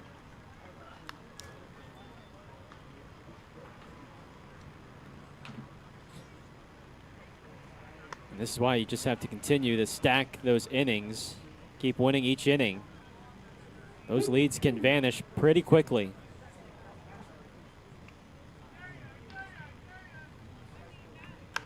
Leahy down the right field line. This has some carry to it. Back is Bardwell. This is deep, and that is gone. It's a 2-homer day for Nick Leahy, and he is one of the few right-handers that can take on right field here at Raimondi. A big blast down the right field line. 333 into the corner, and that is going to help. Sends the breaking ball that was up in the zone. And how about the opposite field power from Leahy? Like you said, to go from the right-handed batter's box to the right field wall, very impressive power. Stone, a ground ball. Over is Young. Makes a nice play and then drops it. That's going to be a base hit for Damian Stone. And I'm starting to see some shifts now that maybe their quality control coach, AJ Crapo, has installed today that we have not seen earlier in the series. So that time the shift worked against Idaho Falls. Coming out of my mouth. Long Beach. Hello. We got another expansion team on Friday, my friend. I'll see if I say Sky Sox at all during that series. Paz takes ball 1.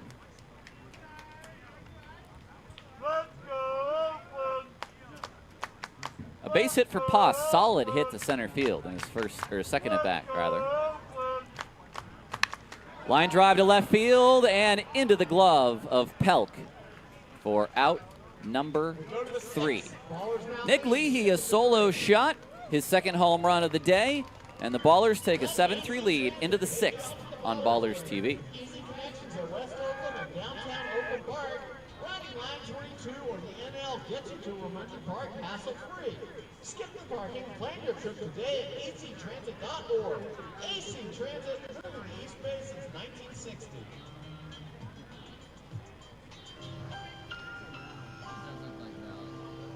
What's up, Ballers fans? My name is CJ Bowers. One fun fact about me, I'm a professional Pokemon player. So my job is to get these creatures, put them onto my team, and raise them up to the best potential possible to go out and win championships just like the Oakland Ballers.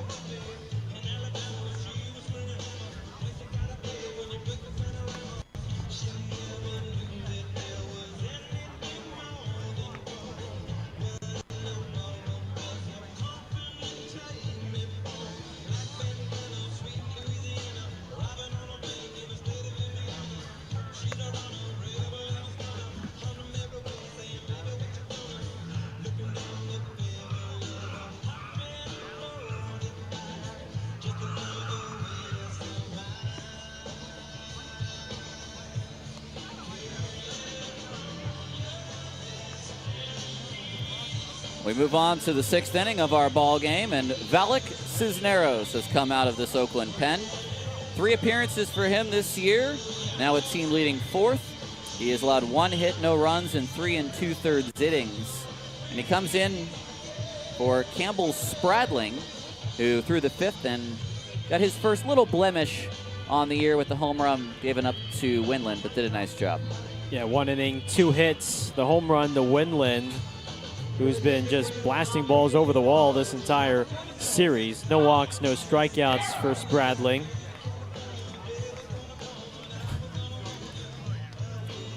They'll face Bess and then Young and Pelt.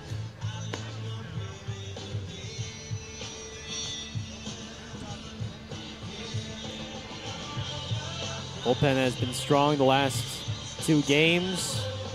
Coming into today, 1 run allowed over the last 7 innings, and well, 1 run already scored for Long Beach, but you have a guy like Cisneros who's been very sharp thus far.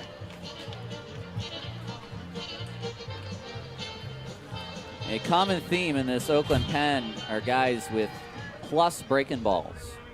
And Cisneros certainly is one who has one. First pitch fastball for strike 1. A beautiful thing, strike 1. 0-1 the count. A couple of shakeoffs from Cisneros on pause. Wants to get to something here. It's a ground ball up the middle, and that's one where you, as the catcher, go, I told you so. Next up, the shortstop, number 10. 112 off the bat of Bess on a middle away fastball. Shook off to get back to the fastball on Bess. And now we are going to see the lifting of Cuba Bess for Thomas McCaffrey. And at this point, I'm going to guess that McCaffrey is going to stay in this ball game now.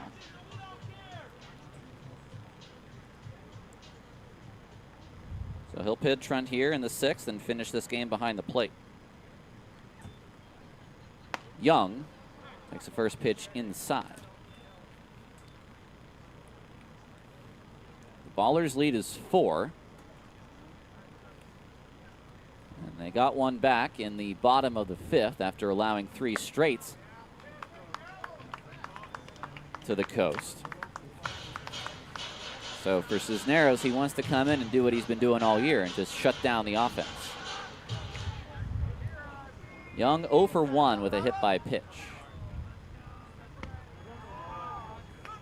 Well, he just swung through a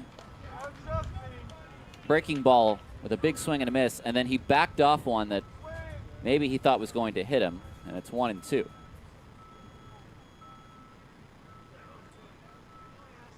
Swing and a miss. Poss went right back to it, and Cisneros gets his first K of the day. Well, that slider is his best secondary pitch. It's primarily a heavy dose of sinkers and sliders. He does have a curveball, splitter, and a 4-seam, but that slider is his best pitch.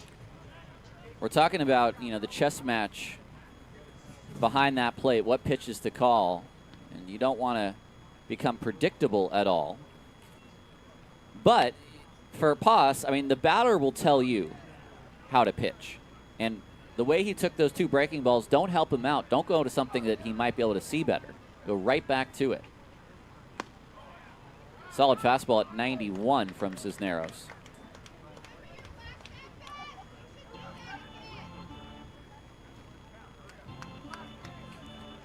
Pelk, a single, a walk, and a strikeout.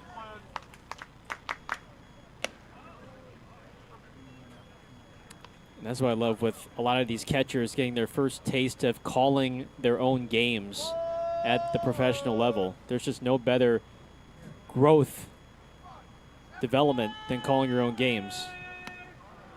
That's off the glove of Poss. That's going to be a pass ball. That's going to be the 2nd pass ball of the day as well.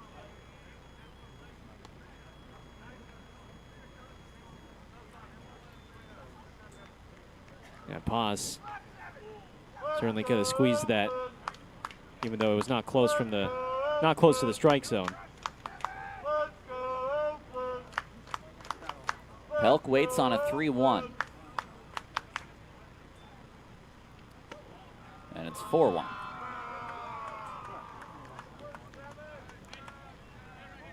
At the very least, that'll set up a play at any base. However, in a 4-run game, you're bringing a man to the plate who can easily make it a 1-run game. So you do not want to make a mistake to Corona, who struck out in his last at-bat against Tornero and is 0 for 2 today with 2 Ks and a walk. Swing and a miss at that first breaking ball. And a very similar swing to the last breaking ball he saw from Tornero.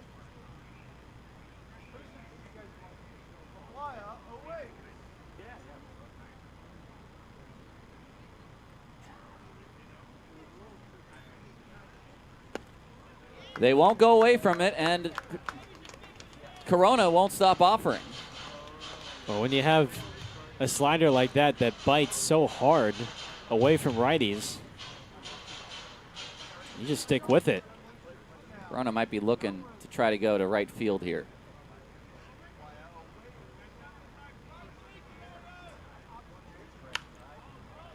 Popped up, could be playable. Ibarra says he's got it, and he does. 3 sliders, 2 swing throughs, and a pop out, and there's 2 outs. Nicely done to get that slider just a little bit further away from the strike zone. I think Corona was expecting it, but still not able to square it up, leading to the weak pop-up. Cooper Vest, who flied out to the warning track in left center field in his last at-bat, 0 for 2 with a walk today. First pitch fastball low. It's a dangerous 3-4-5, and right now with Vest, with 2 men on, you want this inning to end right here.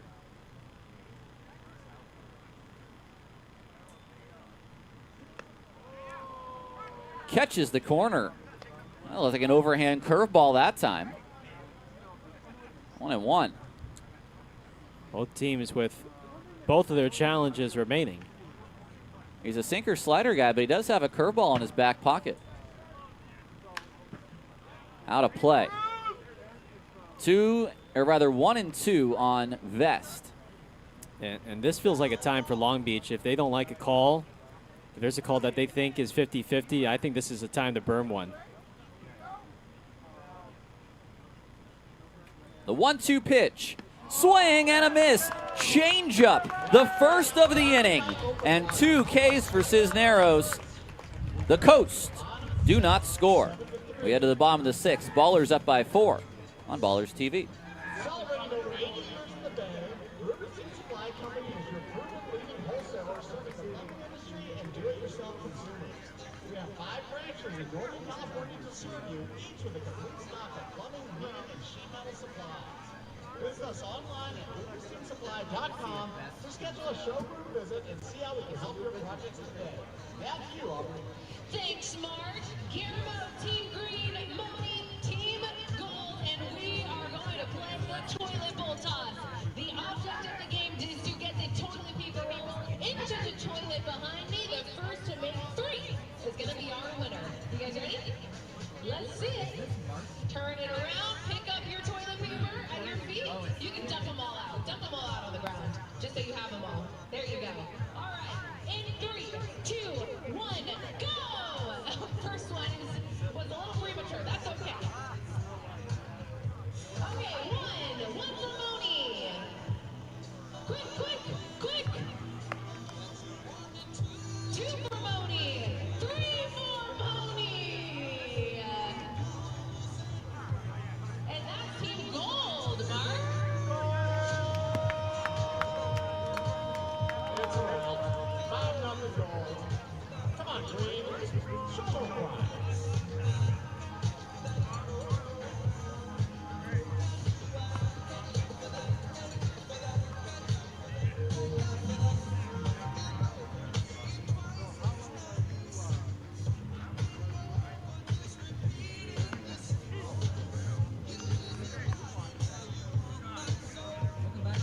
Welcome back to Ballers Baseball. A new man out of the pen is Ricky Tibbett. He takes over for Brett Wozniak, who had a good start, but just did not have his defense behind him. No, he did not. Those 2 errors up the middle from the Long Beach infield will hurt him. 5 innings, 7 hits, 7 runs, 3 earned, 1 walk, and 3 strikeouts.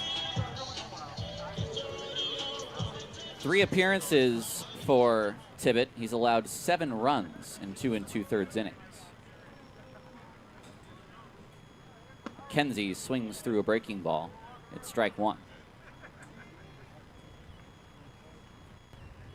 I mean, Wozniak did his job. He got ground balls, but that first inning in particular really was a disaster for Long Beach. Low.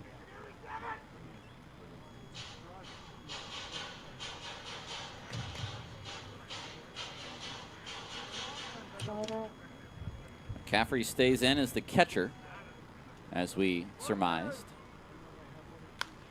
This is up in the air. McKenzie's got to run. This is not necessarily an easy ball, but Winland makes the catch.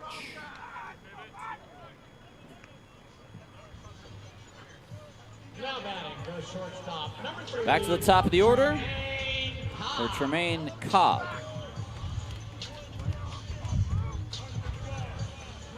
The only player available on the bench right now for these Coast is Anthony Mata. He's the last one available. Strike 1. I think Troy Percival, smelling that the Coast could be coming back in this game, have put a man behind the plate now who maybe be able to shut down Oakland's running game.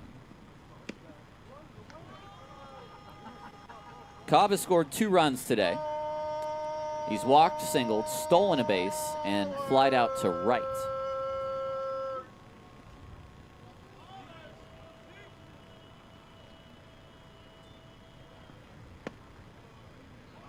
Strike 2 to Cobb. Yeah, I think Troy Percival's thinking is, hey, I like our odds with our bullpen 4-run game. Let's keep it that way with McCaffrey behind the plate, who's a sound defender. 2-2 now. I see Langston Burkett up in the Baller bullpen. Through last night. And Aaron Miles may turn to his right-hander, maybe for the 7th. 3-2, little grunts from Tibbett. Fastball at 90 miles an hour. Burkett only threw 12 pitches yesterday, so Aaron Miles thinking that he still has enough for today to give you another inning.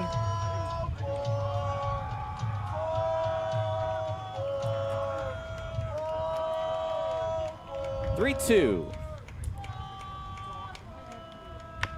Weekly hit. Tibbett will field, and his throw softly to first is just in time. 2 outs in the 6th. I think Aaron Miles is thinking, all right, I got 9 outs to get. If you want to set it up, we can have Nelly for the 9th. Maybe we throw Burkett in the 7th, and then it's up to you. You want Rocha, who's rested in the 8th, maybe? Throw Barker, who's rested? Yeah. Bautista looked pretty good last night. Didn't throw a ton of pitches. He did. Slider for strike 1 to the frozen Jake Allgaier. Yeah, I think if you can go 1 inning each with 3 different relievers.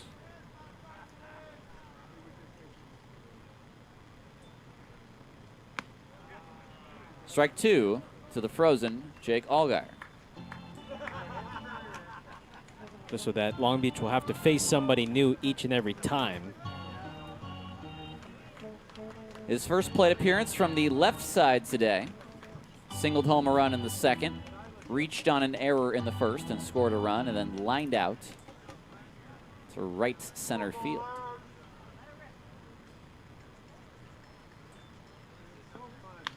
Ground ball foul past Best at first.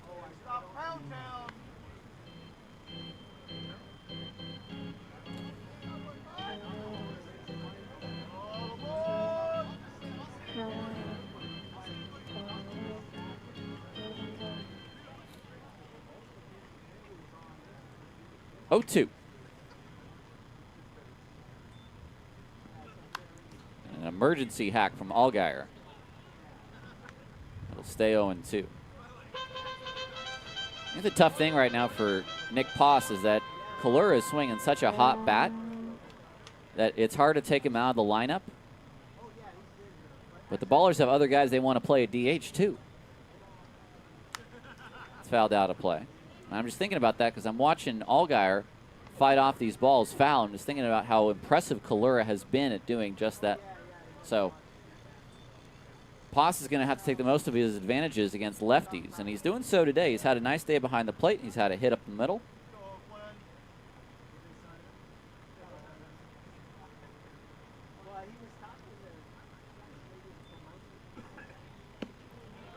Does not go. Surely.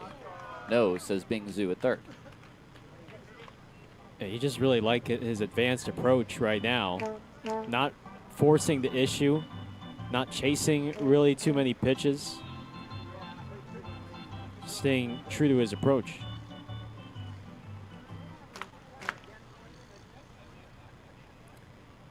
Tibbet throws, and that's low. Almost, it almost looked a little bit odd, I actually have to say, the way that Tibbet threw that last one, as if he was sort of quick pitching himself a little bit.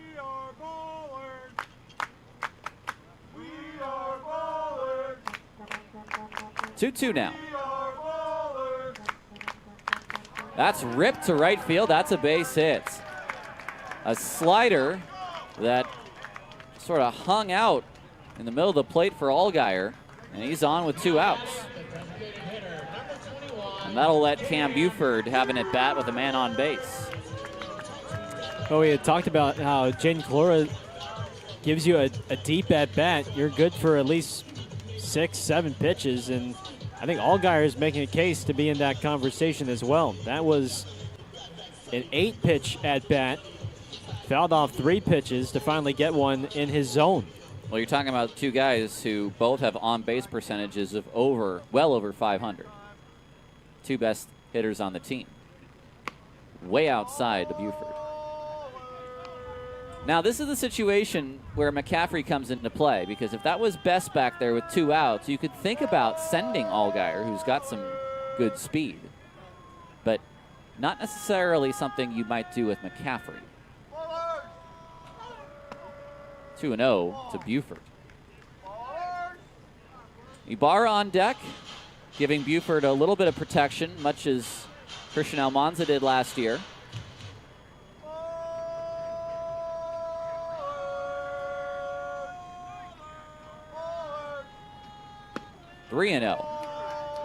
It was Ibarra that hit a grand slam off of Ricky Tibbet in the first game of this series. 3-0. 4-0. So a little 2-out rally now for Oakland. A single by Allgaier, a walk to Buford, and Jeter Ibarra will bat with 2 men on.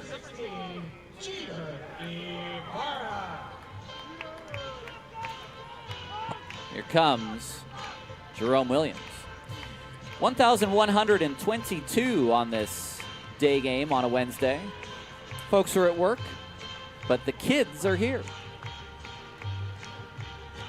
And while we have a second, let's take a look at our out-of-town scoreboard. Other games today on the slate across Pioneer League: Missoula and Ogden at 6:30, Idaho Falls and Billings at 6:35, Great Falls at Glacier at 6:35, Modesto at Boise, a 7:05 first pitch. Roadsters finally no longer the lone unbeaten team in the league after falling yesterday. And Red Pocket will take on Yuba Sutter at 6:35 up in Marysville. Well, Ibarra wants to do damage. He's struck out twice and grounded out. He's 0 for 3.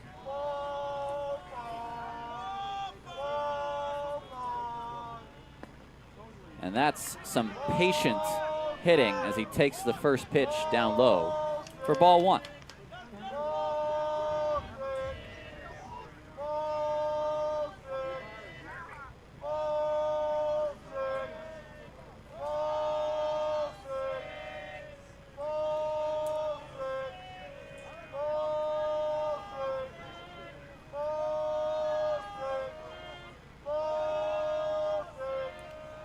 Tibbet throws. It's ball 6, just as the fans had wanted. 2 pretty easy takes from Ibarra to start out this AB.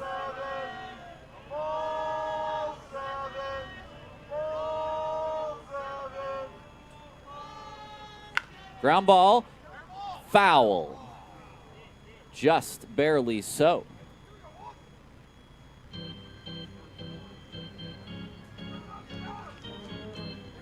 Got an off-speed pitch.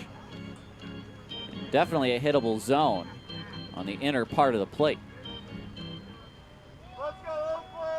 There's some space up the middle for Ibarra. This is in the air. To who? Corona, who puts it away. And the inning is over. Through 6, the Ballers lead 7-3 on Ballers TV.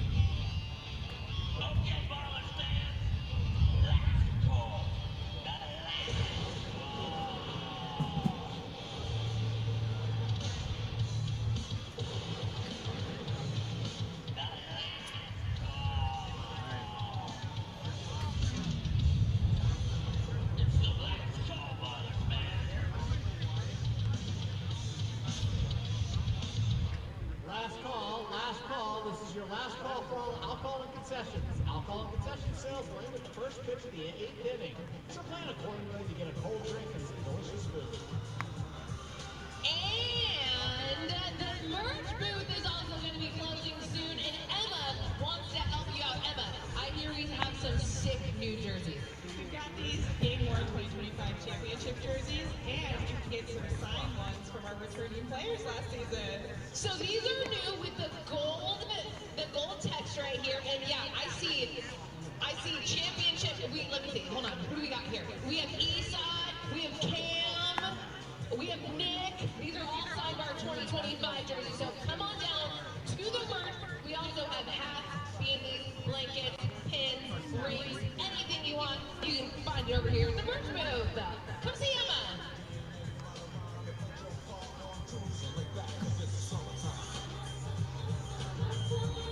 To pick up substitution for the Ballers, now playing third base, number 29, Justin Trimble.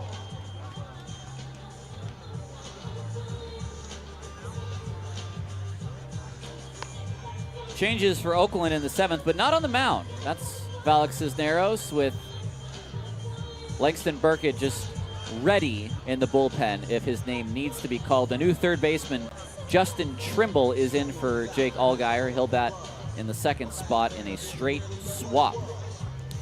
Pat Roche, then Paul Winland, then Jacob Jablonski. It's the 4, 5, and 6 hitters against Cisneros. First pitch, breaking ball in the dirt. Roche is 0 for 2 with a hit by pitch.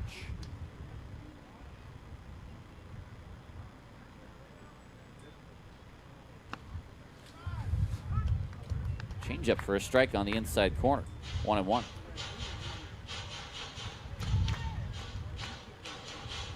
Roche is still looking for his first pro RBI and his first pro home run. Popped up out of play. Got over our press box. I thought maybe we would get that one on top of our press box. I think we've only had one all-time. All-time? All-time. Really? Yeah.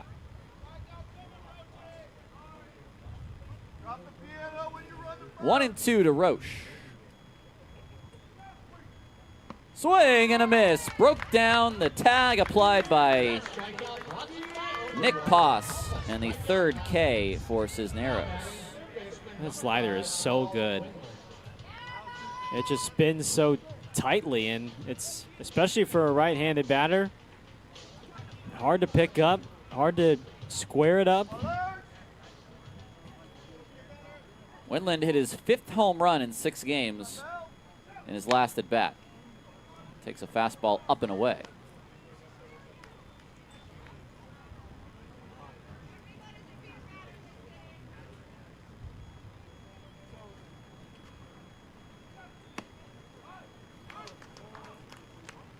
1-1. I thought for a moment that was a challenge being asked for, but Winland was just adjusting the helmet. Swing and a miss. I don't know if that was a fastball or a changeup. It was at 90 miles an hour. It was a fastball. But, yeah, like you said, it kind of dipped like a changeup based off of Winland's swing. 1-2. Cisneros set. Just staying alive that time. That was the changeup there. And he got a rollover, but Winland keeping his hopes alive.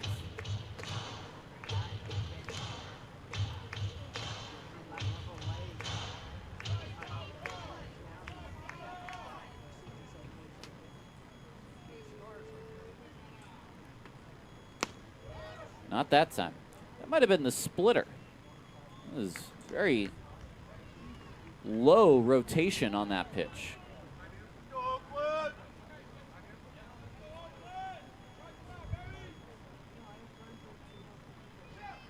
Got him again. 4 Ks, 3 in a row for Cisneros.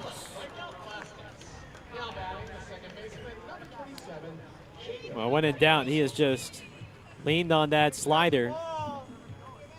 There's been a lot of good off-speed from Oakland pitching today between Tornero, the starter, Spradling, who filled in the 5th, and here in Cisneros in the 6th and 7th. Well, look at the last 3 days. Oakland allowed 5 runs, then 3 runs. Today, so far, 3 runs. And I think you're starting to see the pitching start to adapt to the hitting that they're seeing, the aggressive style of the Pioneer League, which is its own sort of hallmark that it's had for a while. It's always been known as a hitter's league.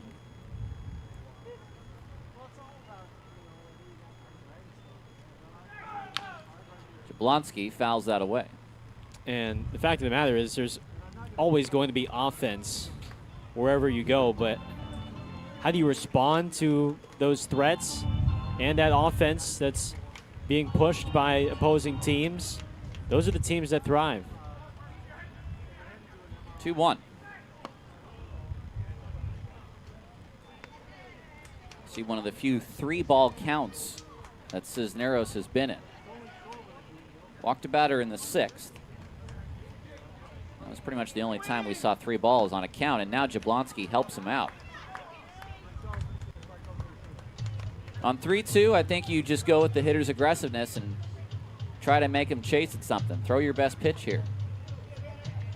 Spin that slider. 4 shakeoffs almost from Cisneros.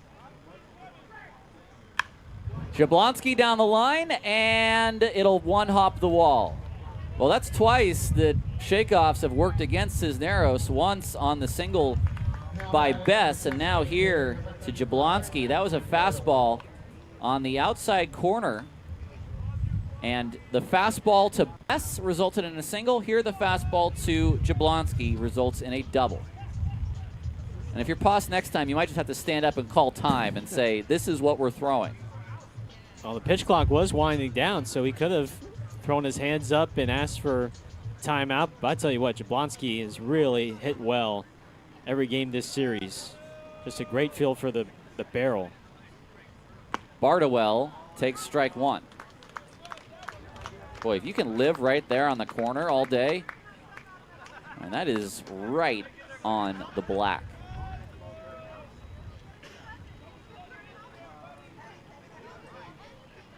Swing and a miss. Well, there's a reason he had the numbers he had at his college in Oklahoma. He was one of the greatest closers in that program's history. That gets away from Poss. Might have a shot at third, will not make a throw. That'll be a wild pitch.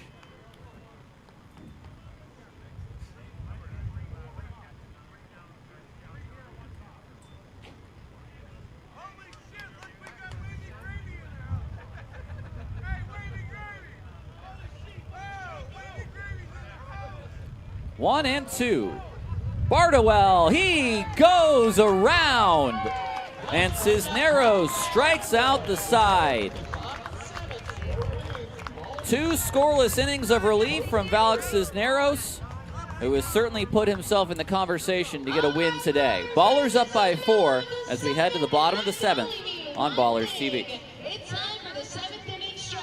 Up on your feet, hands in the air, stretch it out. We're going to stretch out our vocal cords too as we sing "Take Me Out to the Ball Game."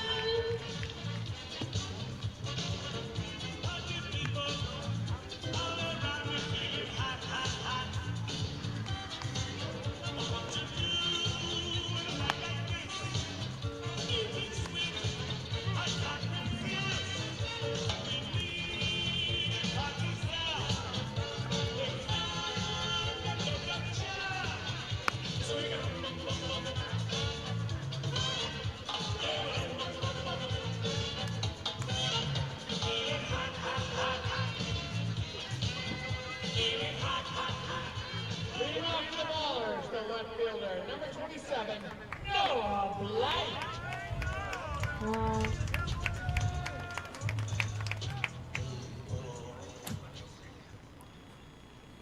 Noah Blight stands in against Ricky Tibbett to begin this 7th inning as he takes inside for ball 1.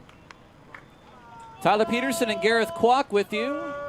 This 5th of 6 games against Long Beach, who will head back up to Yuba after today to face the Freebirds. Deep in the hole for Young, and that's a hit for Blythe.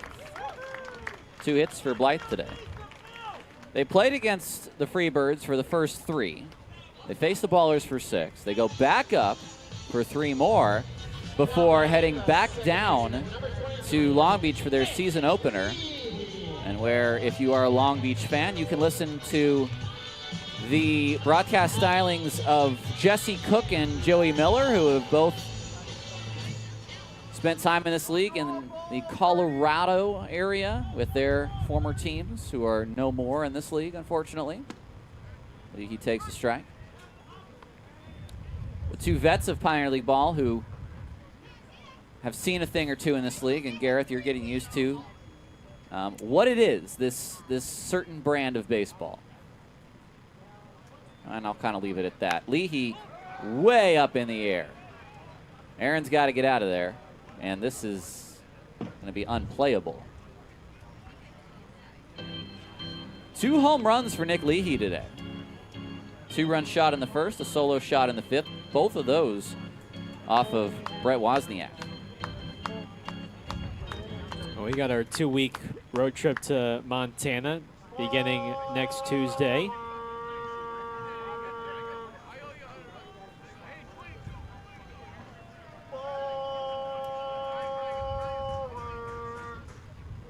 Leahy swings and misses.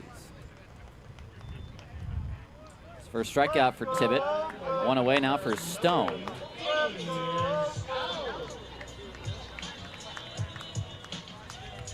Stone has singled. He's also been hit by a pitch.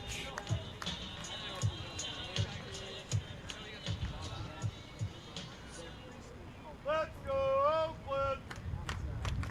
Let's go Oakland! Let's go Oakland! Weak ground ball up the first base line, but foul. See Langston Burkett standing by the door with pitching coach Jim Diedrich, and I have to mention at this point he is well warm and will be given this 8th inning.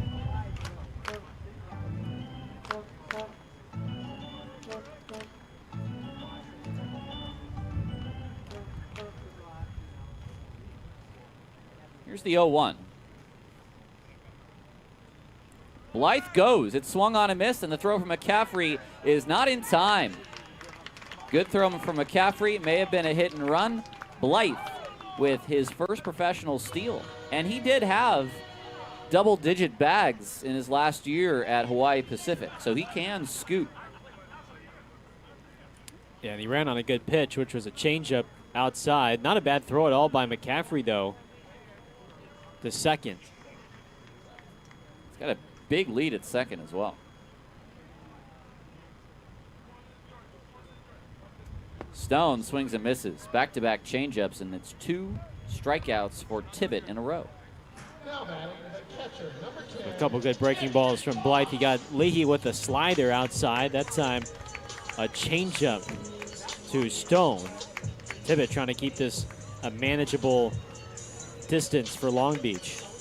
This is a big at-bat for Nick Poss here. I think if this was a one-run game, you may see Jaden Kalura hit, but with where this game is at, Poss is going to be given a chance to bring in Blythe from second. He takes a good pitch down low.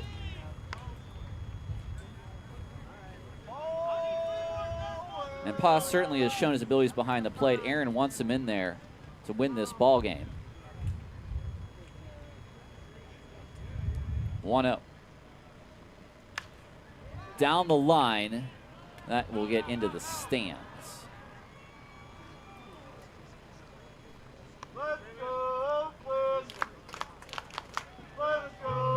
With Clora having caught already back-to-back games, I think Aaron Miles would just love to give Clora the full rest day before the rest of the series. Poss hit .306 in his final year at William Jessup. Drove in 34.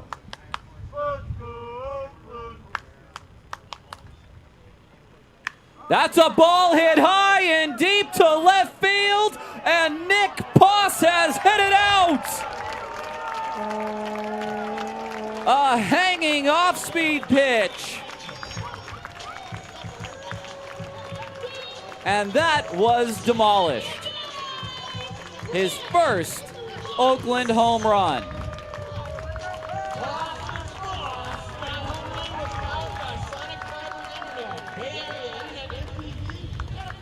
And on our Sonic home run tracker, that is home run number 18 of the year. 20 of the year. 20.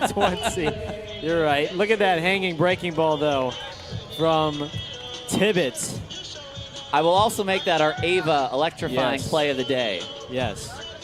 How could I forget Nick Leahy's 2 homers today?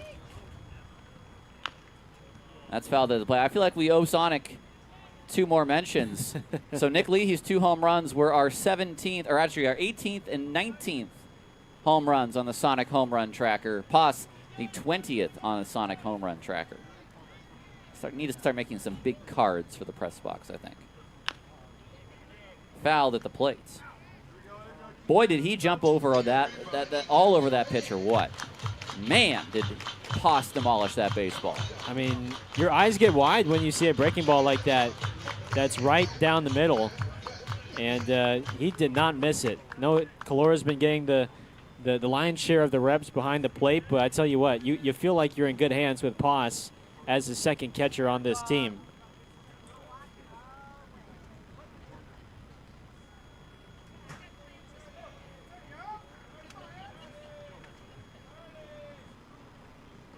McKenzie off the end of the bat. Corona is going to make the play. A 2-run shot for Poss, and it's 9-3 headed to the 8th on Ballers TV.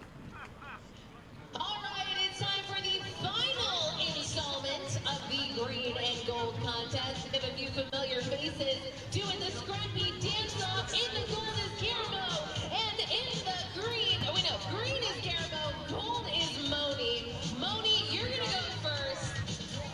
We're trying to avoid a shutout here. Are you ready, Moni? Let's see it. Let's see those dance moves. Scrappy. Nope, this is the song you get. Wow, this guy's trying to play DJ over here.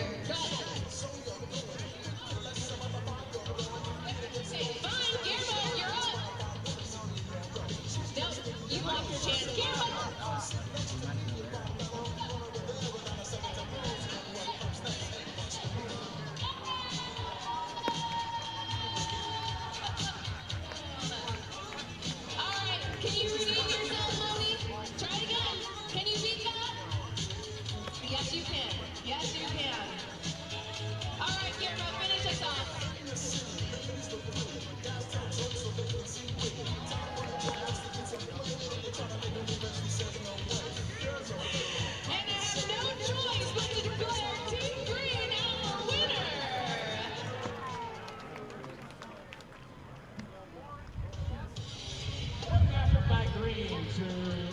shutout. 5-1 Gold Wednesday. Gold bracelets. Pick up your prize on the way out. Now 52 ballers. Number 3, Blake Barker. A 9-3 ball game. It will not be Langston Burkett. Instead, Blake Barker will get this 8th inning. Working with a 6-run lead, he replaces Valek Cisneros. Gareth Kwok, he came in with a sparkling 0 ERA, and he finishes after 2 innings with an ERA, all goose egg still. Yeah, just another day at the office for Cisneros. 2 scoreless, gave up 2 hits, 1 walk, but 5 strikeouts in relief. That is excellent. The slider was sharp. The changeup had movement. And again, just another exceptional performance from the right-hander. Here's McCaffrey to take his first at-bat in this ballgame. Young and Pelk to follow. And McCaffrey turns on that. And this might be the longest home run of the day. It's the second longest home run of the day at 413 feet, because Windland's was 414. But boy, did he demolish that baseball. So 2 home runs from the catching position today. 1 for Bess and 1 for McCaffrey. Well, it's back-to-back games that he's homered, and both home runs have not been cheapies at all, Tyler. Both of them well over 400 feet, as you said there. 413. I believe yesterday he hit about a 410 or 411-foot home run against Murphy. He's got some pop. My first pitch is down low. I think it's just dawned on me, too, what these games are reminding of. This feels like Oakland YOLO from 2024. Just back and forth offense. Oh, we got to see Blackford again. It's Gonzalez up to the plate.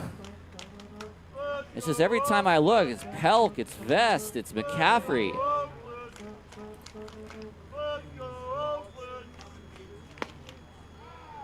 Two and one. Strike at the knees. And it's just that back and forth, never really getting comfortable throughout the game.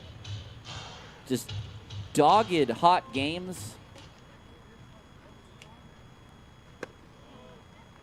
And Barker's missing now, 3-1. Well, these teams are going to be seeing a lot of each other in 2026.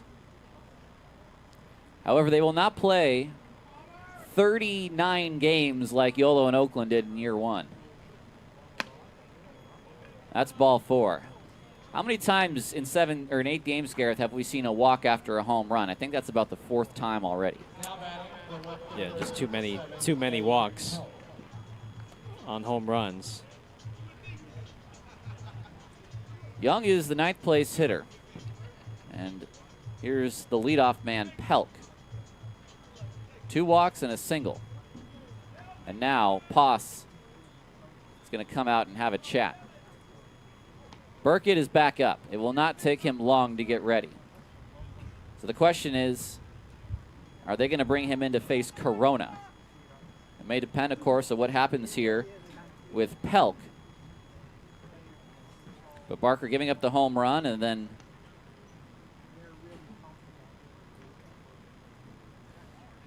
yeah, I think ideally, you know, you don't want to have to use one or so more relievers. With Barker coming in, you had the 6-run cushion. So Poss trying to buy a little bit of time for the bullpen here. you give up the home run, and then you walk the next guy on 5 pitches. And Blake's had a little bit of a slow start to the year. 3 2/3 innings. He's allowed 4 runs coming into today's game.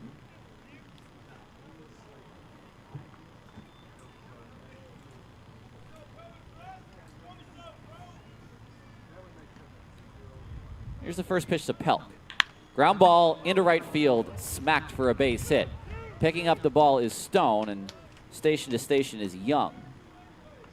2 on, no outs. That's it. Barker faces 3 batters, and he will not face another. Out is Aaron Miles. Burkett coming in. We'll take a break on Ballers TV.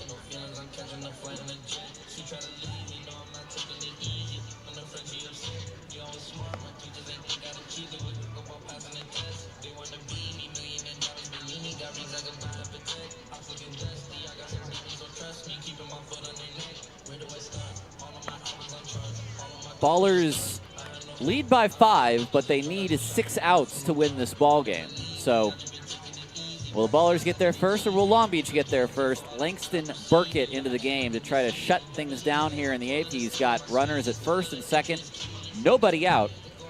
And he comes in for Blake Barker, who gives up 2 hits, including a home run and a walk. Here is Emilio Corona, who is 0 for 3 today with a walk. Ballers have him shifted toward the left side, neither runner being held on. Burkett's first pitch to Corona is a fastball that bounces into Paz's glove for ball 1. Paz had to scoop that like a first baseman there to avoid that one from going to the backstop.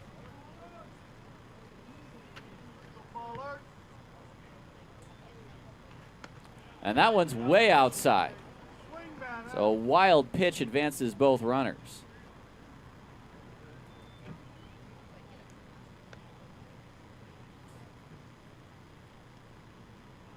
So not the start that Burkett wanted. 2 balls way outside.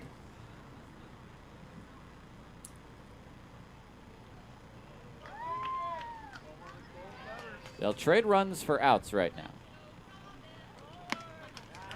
Swing through at 91. It's 2-1. You can only do that for so long, though, before you run out of runs that you can give up.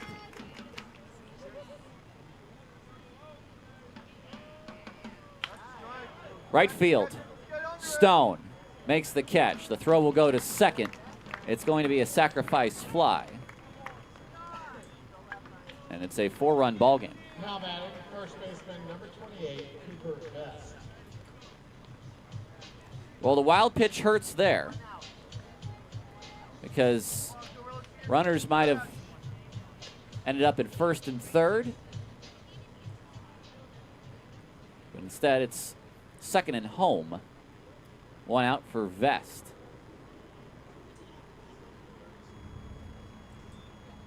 Burkett's first pitch is low. With Burkett, you'll get a fastball in the low 90s. He can sink it. He's got a sweeper, changeup, and cutter. 5-pitch arsenal.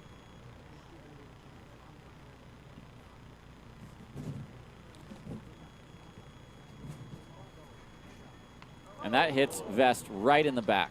90 miles an hour. That did not feel good. And that's the area where he's missing today, is arm side. Everything's been going into that box. Well, it's a 4-run game, and now all of a sudden it becomes, if Braden Nelson were to enter the game, a save situation with the tying run on deck. This is Pat Roche. It's becoming ever increasingly perilous here in the 8th.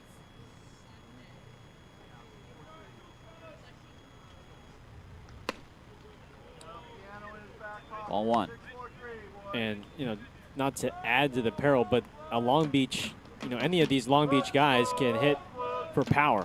They've displayed that all week. So that's why with one swing, it can really flip the script.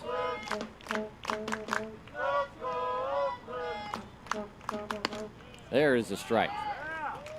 1-1. Well, the breaking ball was so good last time for Burkett. He needs to have that available to him here. You got Winland on deck. You got Jablonski in the hole.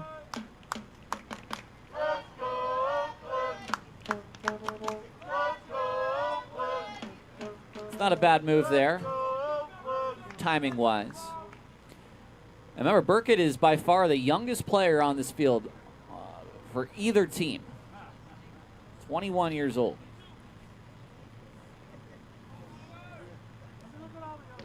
Haas setting up low and in. And that bled out into a hittable area for Roche, and he missed it.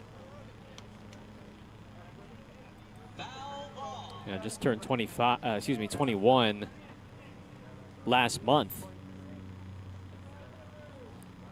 Now, can Burkett bury a good slider here? 1-2. Yes, he can. Wild swing from Roche. And his first K.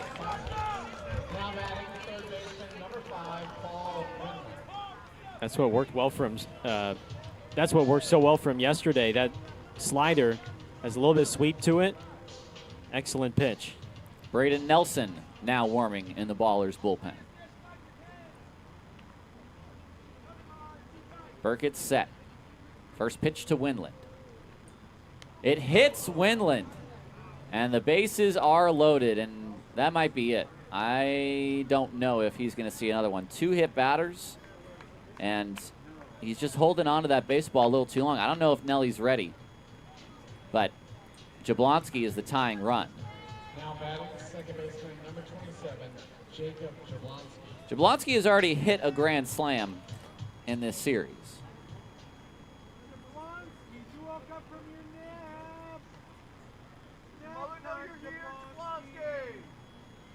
Here we go. Solid strike one.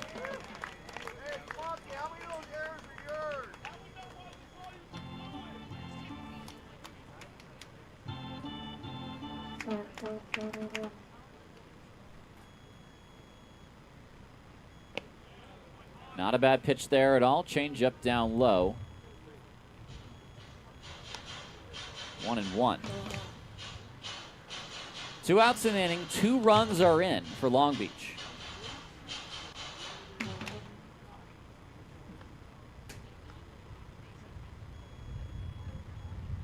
Fouled back.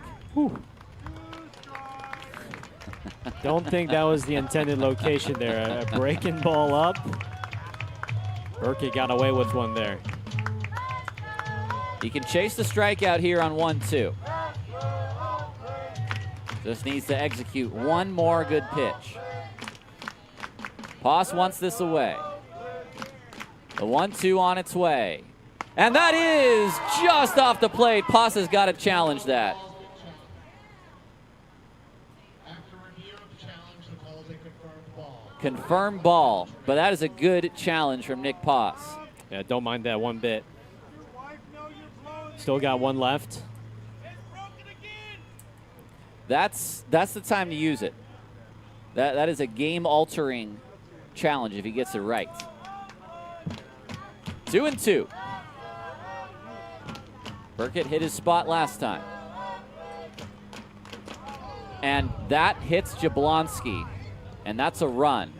3 hit batters, and that's a run.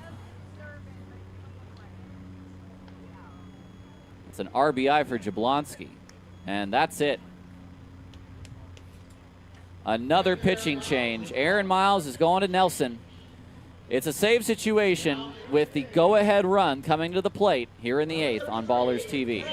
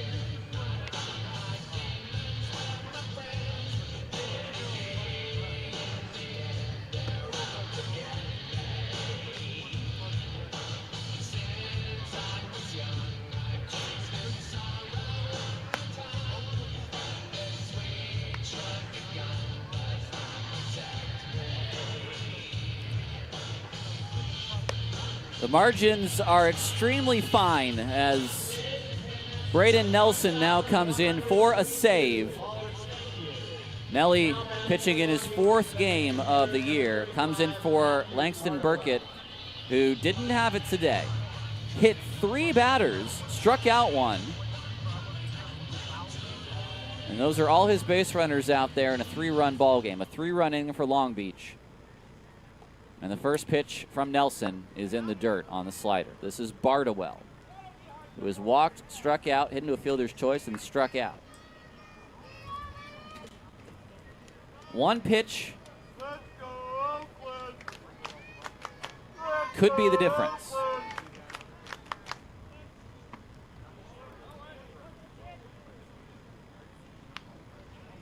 Let's 2-0. Oh. It is challenged by Paz. The call is confirmed. It is a ball. Oakland has no challenges. 2-0 to Bardowell, and 2 pitches, both called balls, correctly by Alan Walker. 2-0 to Bardowell. So no more left for Oakland in this game. Nelly's got to attack.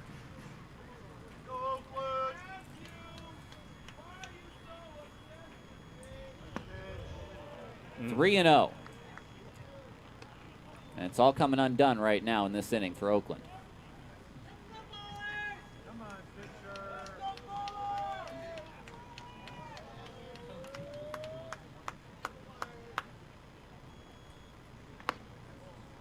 Ball 4.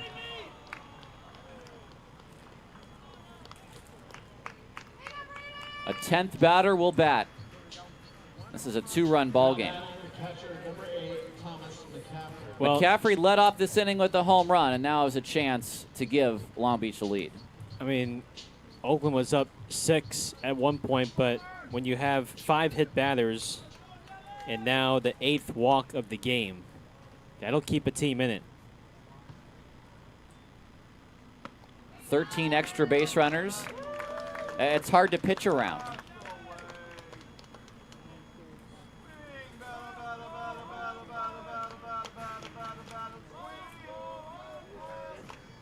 Oh, 1. That is going to tie this ball game. McCaffrey into right center field. They're going to send the trailing runner, and Leahy's throw home. It's a Coast lead in the 8th. A 3-run double for McCaffrey, who has 4 RBI in this inning. Now batting the shortstop, number 10, Tyler Young. This is quite remarkable. A 7-run 8th now for the Coast. Well, 4 of those runs, or rather 3 of those runs, will go on the line as Young hits this to right field, and that's played on a hop by Stone. They're sending the runner home, and he's going to be safe on an RBI single by Young. It's an 8th run. It's 11-9. 3 of those runs will go to Burkett. The last 2 on the line of Nelson. And we still have another inning to play after this.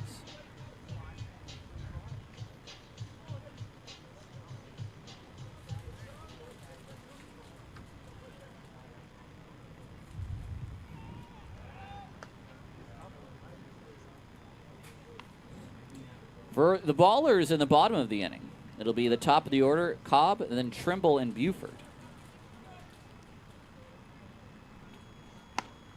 All right, put me in, coach. 1-0. I'll try. I can throw 60 feet, 6 inches. 11-9. 2-0.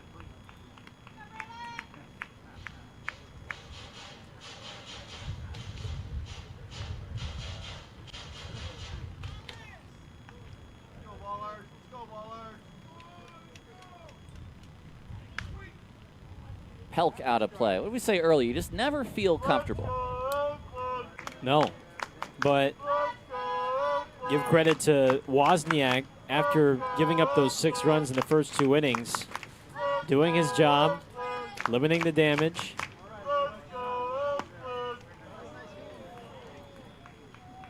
Nelly's missing, but he's not missing by a ton.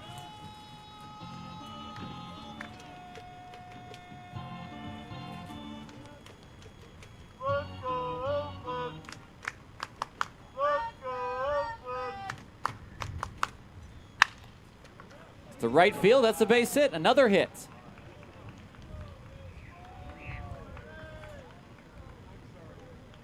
First and second are the base runners.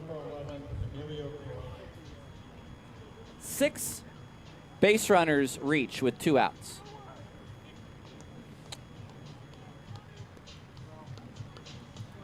Got him to break his bat too on that one, but Pelk is, like we said, just been a problem all series. He's on base for a 5th time today.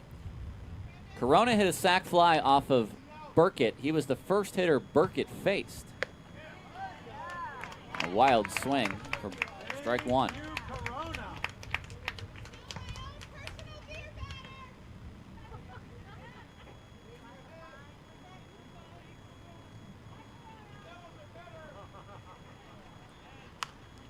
Quick 0-2.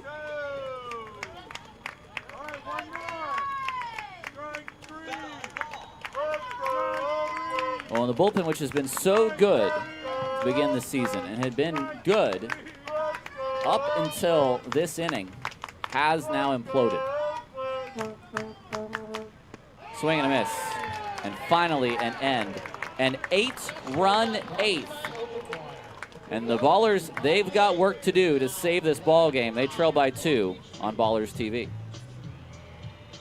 All right, Ballers fans. I'm here to crown our Ballers fan of the game. In my hand is a signed baseball from our Damian Stone. And we have a young lady over here who's been working hard, getting doing her scorebook. What was your name? Loretta, I would love to award you a signed ball from Damian Stone as our Ballers fan of the game. Now, what I'm going to need you to do is on our side of the book, I'm going to need you just to go ahead, on our side of the book, just fill in about 9 batters. Yeah, we're about to bat through the lineup right here and take the lead, okay? Let's do it. Can we hear it? Let's go, Oakland. Let's go, Oakland. Hey, Ballers fans, if you think we're about to lose this one, no. Here's what's about to happen. The greatest comeback in the history of baseball. We prove it time and time again. We will come back. But we can't do it alone. We're going to need your help. Us on the field and you in the stands. We need you to get loud. Real loud. We feed off your energy, so you gotta bring it right now. Come on, Oakland. Oakland, make some noise. Come on, Ballers fans, you can do better than that. Let me know you think.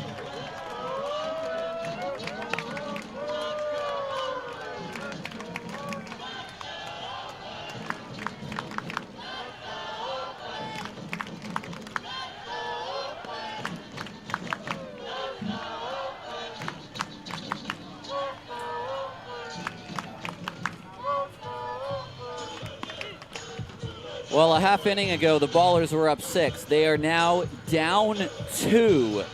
Here is Julian Hernandez out of the Long Beach bullpen. Seen Hernandez a few times. 3 games for him, an 0-1 record. He's allowed 6 hits in 4 innings. He takes over for Tippett, who allows 2 runs in 2 innings, but is right now the pitcher of record. He would get the win if this game ended at 11-9. Cobb, then Trimble. He'll take his first at bat. Buford behind him. Cobb is 1 for 3. This ball is hidden to right field. And right there, the right fielder coming in, still coming in, and is able to make the play. Roche for out number 1. Now batting for third baseman, number 29, Justin Trimble. Trimble at 235. 2 home runs, 2 RBI, which means set a couple of solo shots that came in the same ballgame.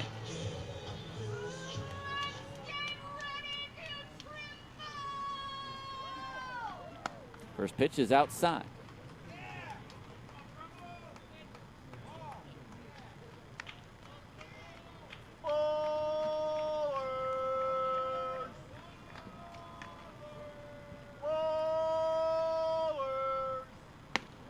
Big cut and a miss at 92. Looks like Nick Bautista will get the 9th.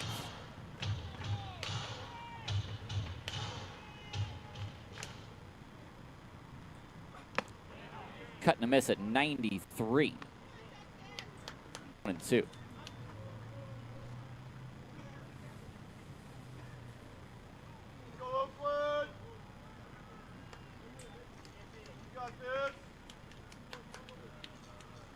Top of your order, heart of the order. This is who you want up at the plate. 1-2 is swung on and missed. 92, 93, then 94. They kept climbing the ladder on Trimble, and he obliged. 2 outs for Buford.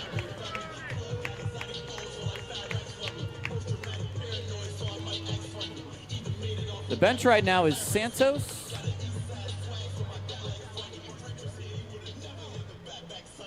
Kalura. Just those two left-handed hitters.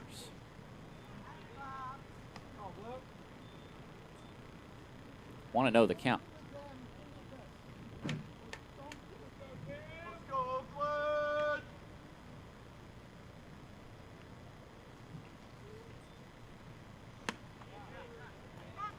Strike at the top of the zone, 1-1. Buford is 0 for 3 today. Walked and scored a run.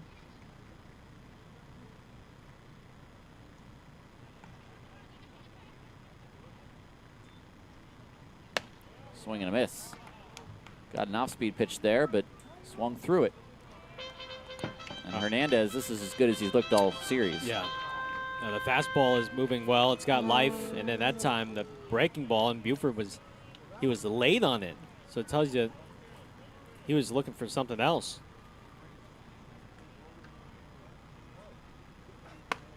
Too high.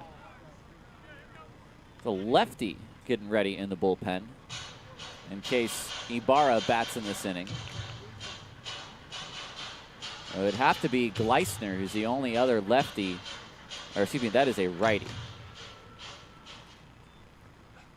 Ground ball. Jablonski gets a nice hop and stays with it for the final out. 1, 2, 3 in the 8th.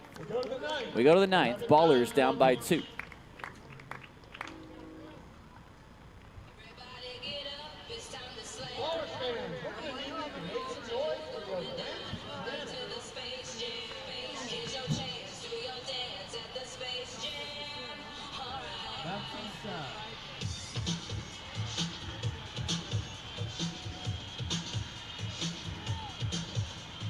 Casey's got the Oaklanders cannon!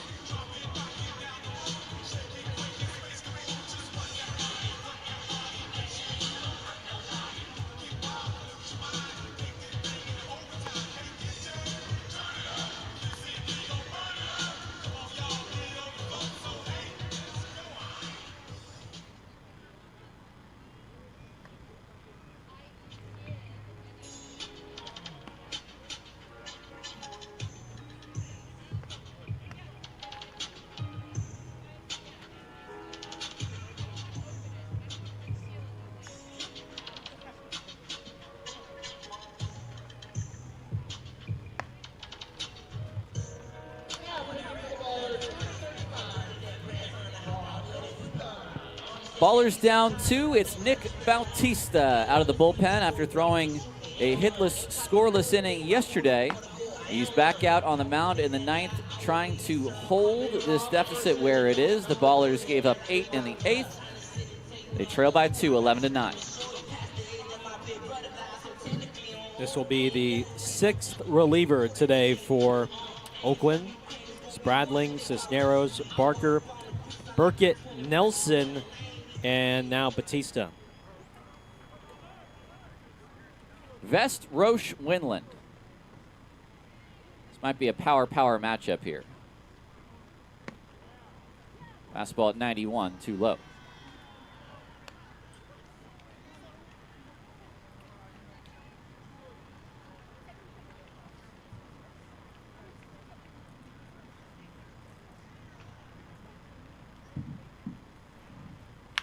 Ground ball.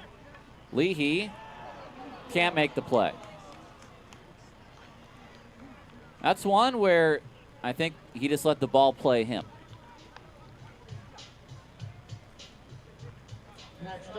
I think he was expecting a friendlier hop, and it actually was a less friendlier hop. And like you said, I think he let the ball play him. And today, there's just been too many of that, too many free bases. It's very tough to win a ball game with 5 hit batters.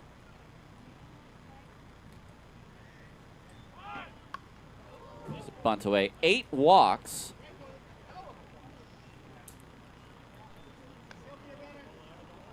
And an error.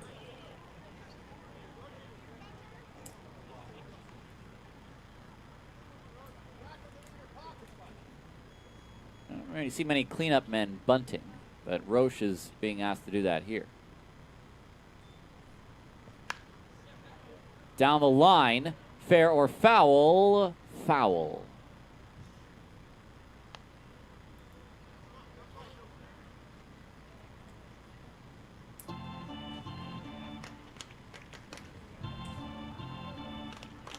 Troy Percival knows the value of each run and was okay with Roche giving himself up to try to get a man to second here. Inside at 92. So between 8 walks, 2 wild pitches, an error, 5 hit batters, there's been 2 pass balls as well. Yep. 18 free bases today. Strike 3 called, and it's a challenge. The call to strike has been challenged. After review, the call is a confirmed strike. Roche look up to the heavens in disbelief, but he takes strike 3 at the knees. Third baseman, number 5, Paul Winland. Here's Paul Winland, who's homered in this game, is 1 for 4.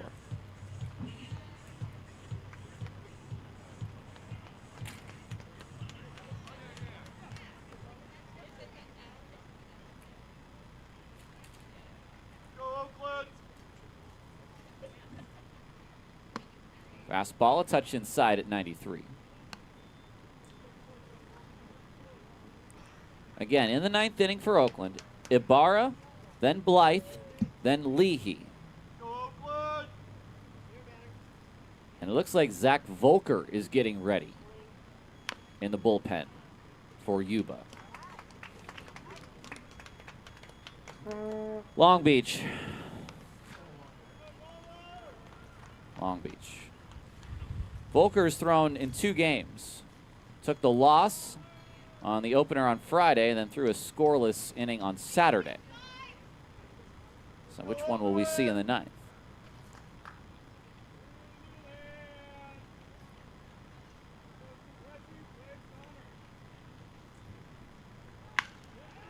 Right back up the middle. 2 on for Jablonski. Now batting, second baseman, number 27, Jacob Jablonski. Fastball at the knees, but Winland, who's got a big swing, a violent swing, 109 off the bat. And these Long Beach Coast hitters continue to rake. Jablonski bats from the left side. 2 hits today. He's scored 2 runs. He's walked. He's been hit by a pitch. Breaking ball is a called strike. Well, you got to get to the 9th down 2 to try to come back from down 2. Double play, Jablonski.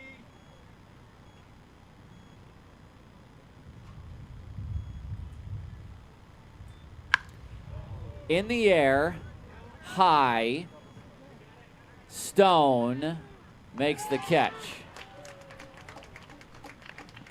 Going to third is Vest, and he just missed that. Yes, he did. That was a hanger, middle in. Jablonski has hit well all week, and he just came up short. Here's Bardawell.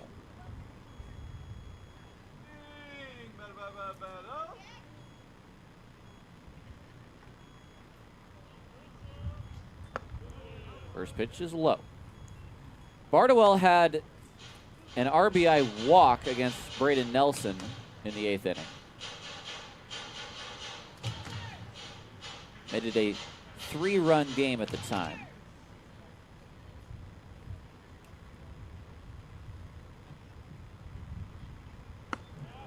Down low.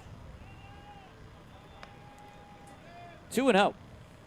On deck is McCaffrey, who entered this game as a pinch runner in the 6th and has a home run and a double and has brought in 4.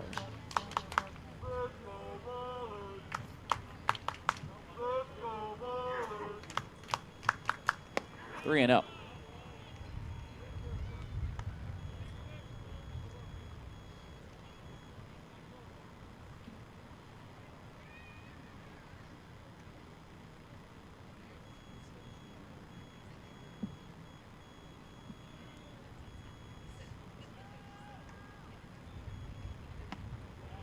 That's ball 4. It's a 9th walk. It loads the bases. Well, Bautista is having to get an extra out in this inning.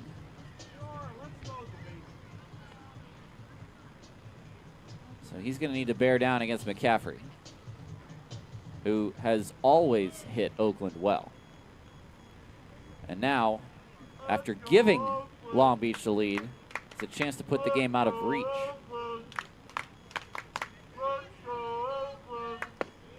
First pitch is low.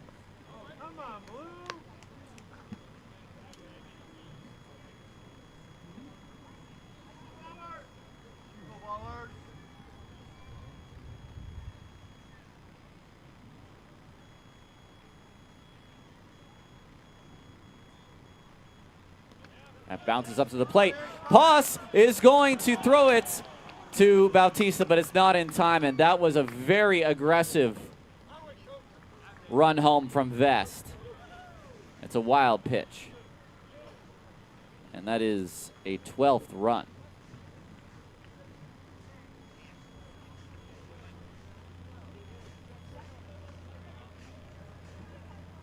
Well, he was reading ball in the dirt as soon as it left the hand, because he got a huge jump.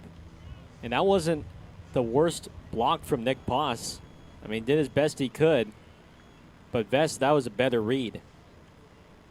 It's tough for Poss, but at that moment, I think what you have to try to do is lunge and try to tag out the runner. That was gutsy. And this is going to be more runs. At least one more.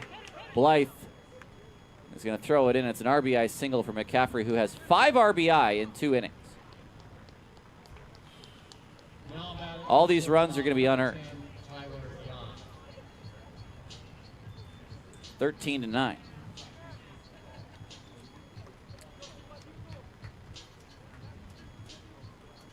The catchers for Long Beach have accounted for 6 of the runs.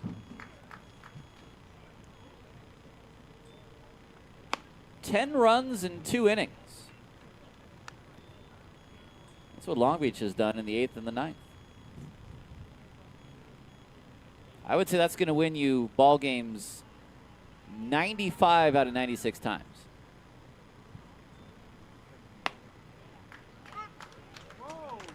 It's a strike from Alan Walker, having a little mercy on the inning. I don't think so. He tells me he's home. We'll take that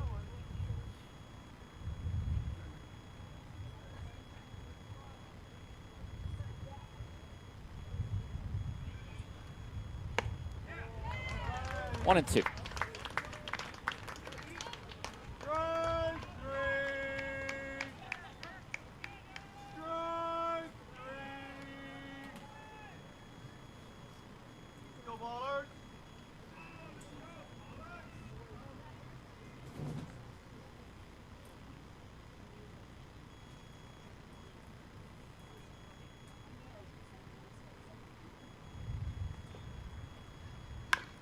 High chopper. Cobb is going to have no play. That's a base hit.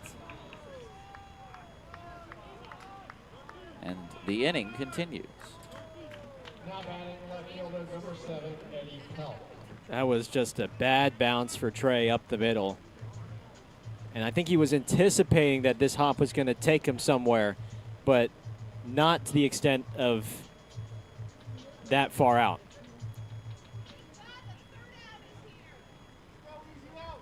Pelk is the eighth man to bat in the ninth.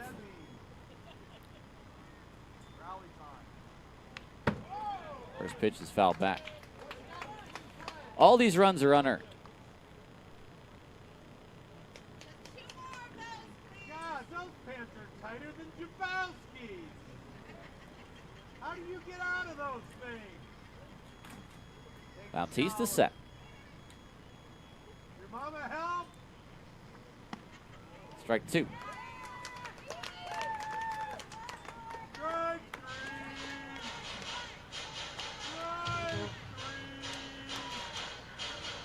Strike three.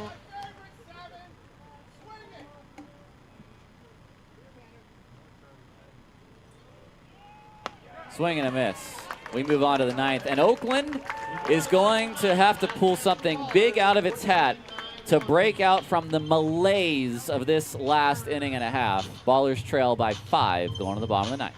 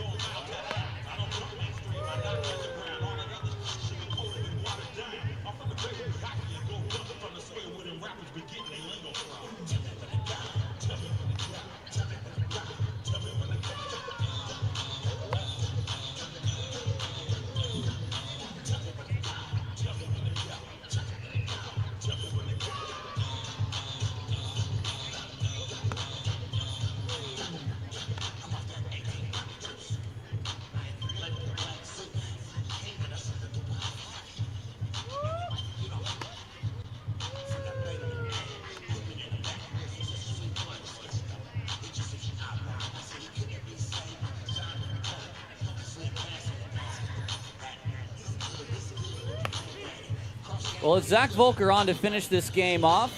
He couldn't do it on Friday, but he's got 5 runs to play with here. And Oakland would need to get 4 base runners before this got interesting. Again, they've given up, Oakland has, a combined 11 runs in the final 2 innings. And I asked you, Gareth, what would happen first? Oakland gets 6 outs or Long Beach gets 5 runs? Not only do they get 5 runs, they over double it. And here's a bar to get things started in the ninth.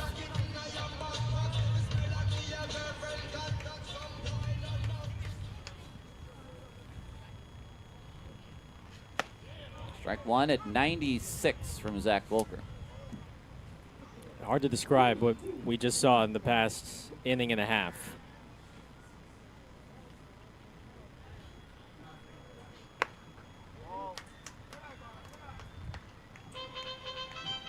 But Volker, as you talked about, struggled mightily on Friday, did not record an out. Someone in that dugout has to create some energy. 1-2.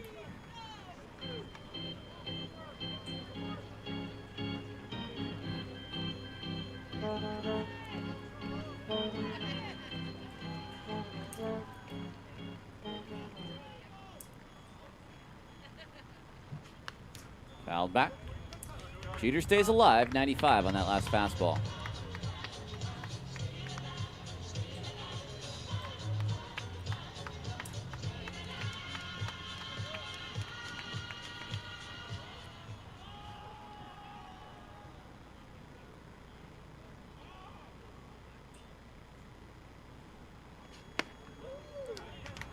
Two and two. The thing with Volker is that he throws hard. That one 96, but on Friday he had no idea where it was going. 32 more of those.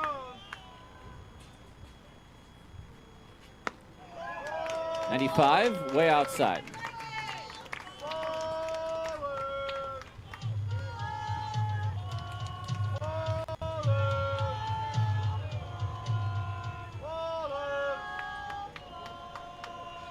Ibarra to left field, and that's one back. Got a 94-mile-an-hour fastball, and he did not miss it. Number 21 for the season on our Sonic home run tracker. And it's nice, but the Ballers need 3 more base runners before things get interesting in the 9th. Here's Blythe. 94 on the outside from Volker, and he's going to supply a lot of the power. Jeter, already a big dude, doesn't have to do too much. Take it the other way, my friend. Swing and a miss by Blythe, 95 up. And I think everyone's just looking fastball here.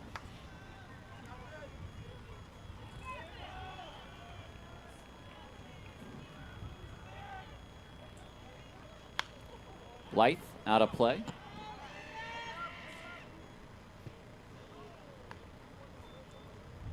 (14-10) in the 9th inning. Go Oakland.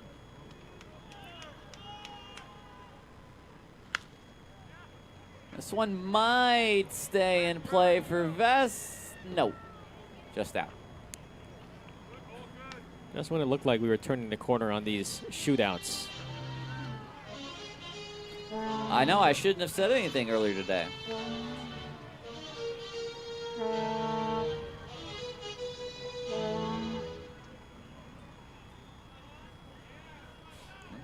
Volker wants a new baseball.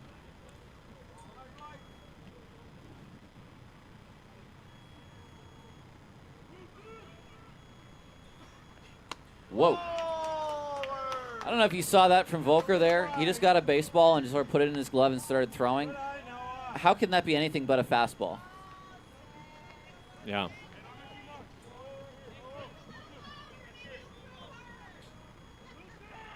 One, two. Blythe takes that in the dirt. 2-2. Well, some of the at-bats Tornero was having in the first inning was a bit of an adventure. These are a bit of an adventure right now with Volker. Blythe stays alive on 94.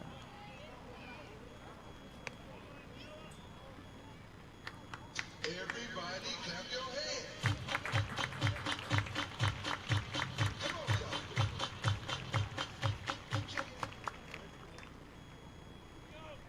Blythe into left field. That's a base hit. 2 more base runners before it gets interesting.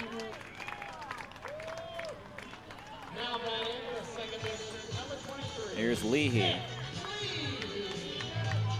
Oh, for Leahy, I was going to say just get started early. Get started early. And already, Ryan Falks is getting ready in that bullpen. Here comes Jerome Williams.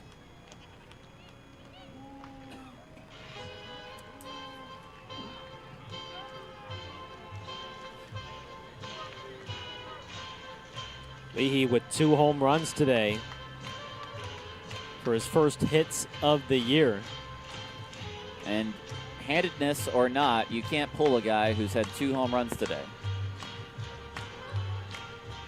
Just has to keep the line moving. Perhaps see a work the pitch count again from Volker. Force him to throw strikes. Now, Volker visibly frustrated here. And as a pitcher, he just has to not let that affect him for this next at bat. I don't know that he gets anyone past Leahy unless there's a double play here.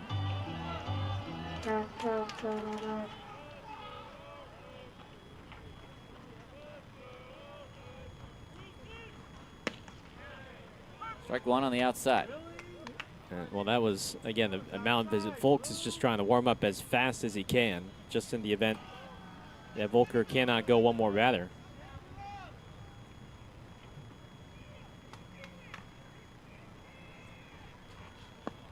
In the dirt. Back-to-back off-speed pitches to begin this sequence to Leahy. 2-run home run in the first, solo shot in the 5th, both off of the starter, Wozniak.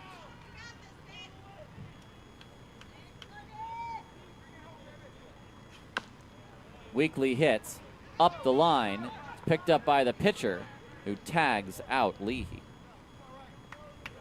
1 unassisted. Now batting, the left fielder, number 8, Stone. Stone with Pass on deck.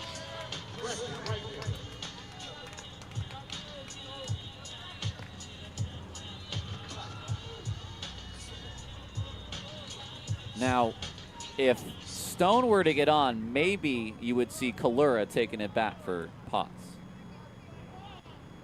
Maybe.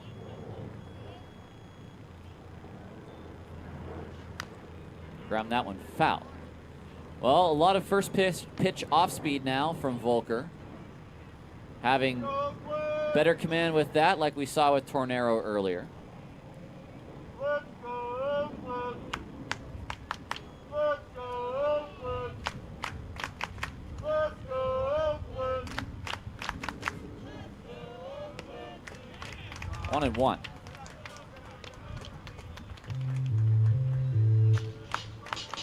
And Stone just shorten up the approach here and get either Pass or, as you said, maybe Kalora, depending on the matchup.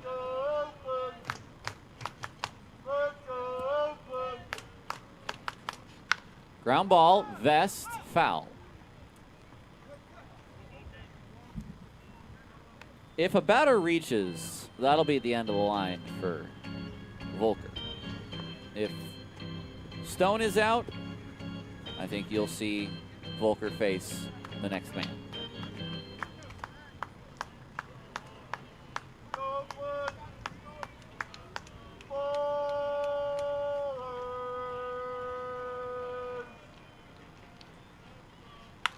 Up the middle, and that is going to work for Stone. No need to send Blythe home here. 2 on for Oakland. And here comes likely Jaden Kalura. No, Isai Santos, excuse me. Pitching for the Ballers, number 9, Isai Santos. Santos will hit for Potts. Against who? Volker staying in. McKenzie's on deck. Well, Santos has to get on first. Well, now this certainly feels like last of the leash if he can't get Santos.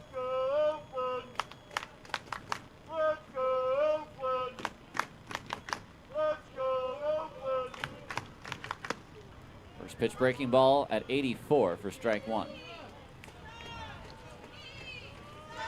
Isai enters at 240, 2 home runs, 5 RBI.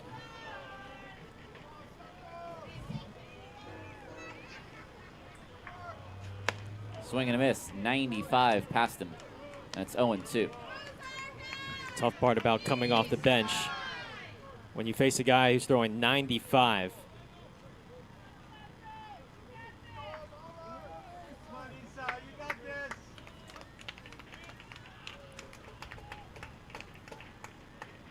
0-2.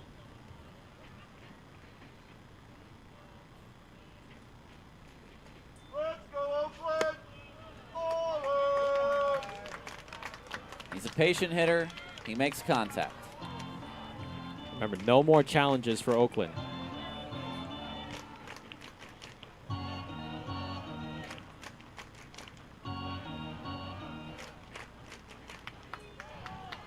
Swing and a miss. 95 past him, 2 outs. And that's the best the fastball has looked from Volker this series. That's where he's wanted it, up high in the zone to get the chase. Here's McKenzie. Runners at the corners. Now you've just watched a couple of first pitch changeups to begin these at bats. Maybe if you're McKenzie, you can sit on something.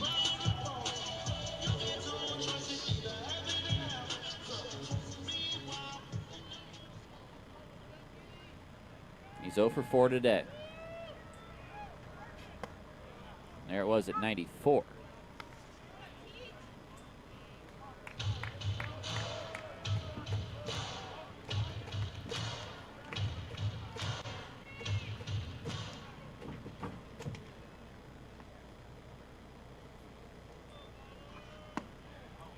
Taken for strike 2. Defensive indifference on the advancement of Stone at first.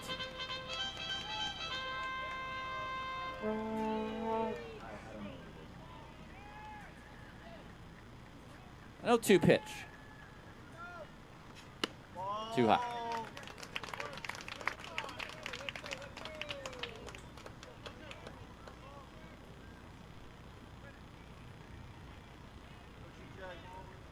Got this.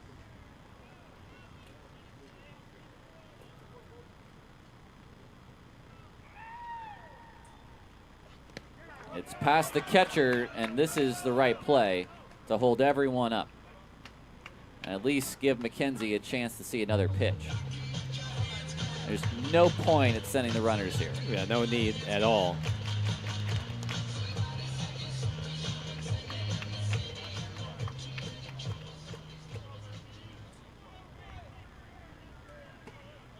Let McKenzie work here, trying to get Trey Cobb one last at bat.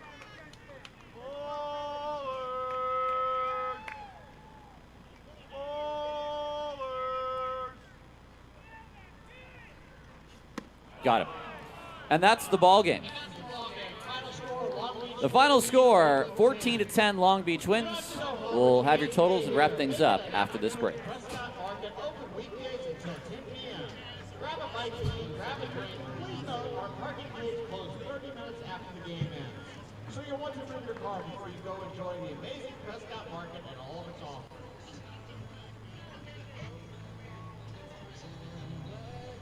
All right, Ballers fans, we want to thank you for coming here to Raimondi Park today. We have lots of great stuff coming up in this next homestand. On Friday, it's going to be Pride Night. It's always a very fun occasion here. Sunday, kids run the bases, always a fun time. So make sure you come on back to Raimondi Park, watch your Oakland Ballers. In the meantime, I've been your host, Aubrey Tolliver. Get home safe. Let's go, Oakland. I want to know.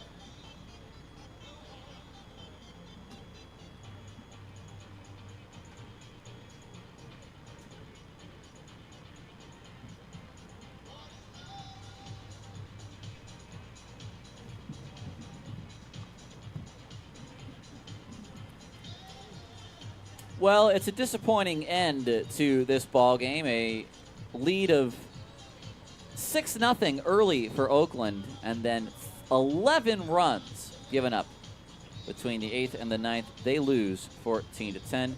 Tyler Peterson and Gareth Kwok with you on our Ballers post-game show. I think it boils down to this, Gareth, and we've said, back and forth about, the pitching not being great or, the team not being quite ready. They didn't deserve to win today based on that performance. No, and I think what makes today so deflating was that, we had talked about it pregame and then, yesterday, it looked like the pitching was turning the corner. The bullpen had allowed just one run over the last 7 innings. The pitching had been cleaned up over the past couple of games. Things were starting to trend in the right direction, and you give your newest starter, Joel Tornero, 6 runs of support. Things were looking great, and in the 8th and 9th innings, things just imploded. As you said, the bullpen simply just did not do its job. So that's certainly what makes things very disappointing, frustrating, and simply put, too many free bags. It doesn't matter how many runs you're up against this Long Beach offense. If you give up 18 free bases, that will keep any team in the game. Well, I'll say this. I know one thing about a Aaron Miles and Jim Dietrich-led team, which is they do not have players on the team who don't throw strikes. So a lot of these guys have had now maybe 3 appearances, 4 appearances. They've gotten a look at them. If there's guys who are not throwing strikes, they are going to have to throw strikes, because all of the winning Oakland did was because they pitched to hitters. They didn't walk batters. They didn't allow the extra man to get on. So, here we are now 3-5 in our second week, and there's going to be a couple of guys who are going to really need to bear down and do well in their next appearance and throw strikes, because what happened today is not going to happen next week. They're not going to take players on the road with them that are going to do that in the high altitude. And, to have this happen second time in this series, on Saturday, 9 runs in the final 3 innings against this Coast team. Past 2 nights look good, and then today, things completely unraveled. You're right, Tyler. Simply put, they got to find some answers. Again, with the split season format, there's a little bit of urgency with each and every week that goes by. So, yes, it's a long season, you could say, 96 games, but you have to take it week by week, half by half. And right now, today was just a tough scene. Well, if Oakland wants to match how they did from last year, if you want to go week by week, they need to win the final 4 games of this homestand and finish at 7-5. Other than that, then they will be falling behind their pace. And now, of course, they're not going to hit the 73-23 pace that they had last year. But even their first-year pace, they were 7-5 after the first 2 weeks. So there's going to be a couple questions being asked after today's game because of how it went. You don't want to look too much into any of this. This is Pioneer League Baseball. You have games like this, but the Ballers just do not lose in this fashion. We'll be with you tomorrow. It's a 6:35 game to finish up this series. The Ballers will look for the split with Long Beach and finish their 6-game set 3-3 if they can pick up the win tomorrow. Charlie Hurley will be on the hill, and the Coast have not yet announced a starter on their side.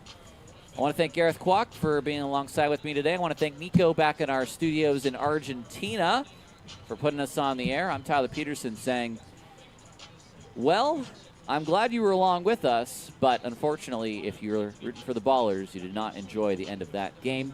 A 14-10 Coast lead.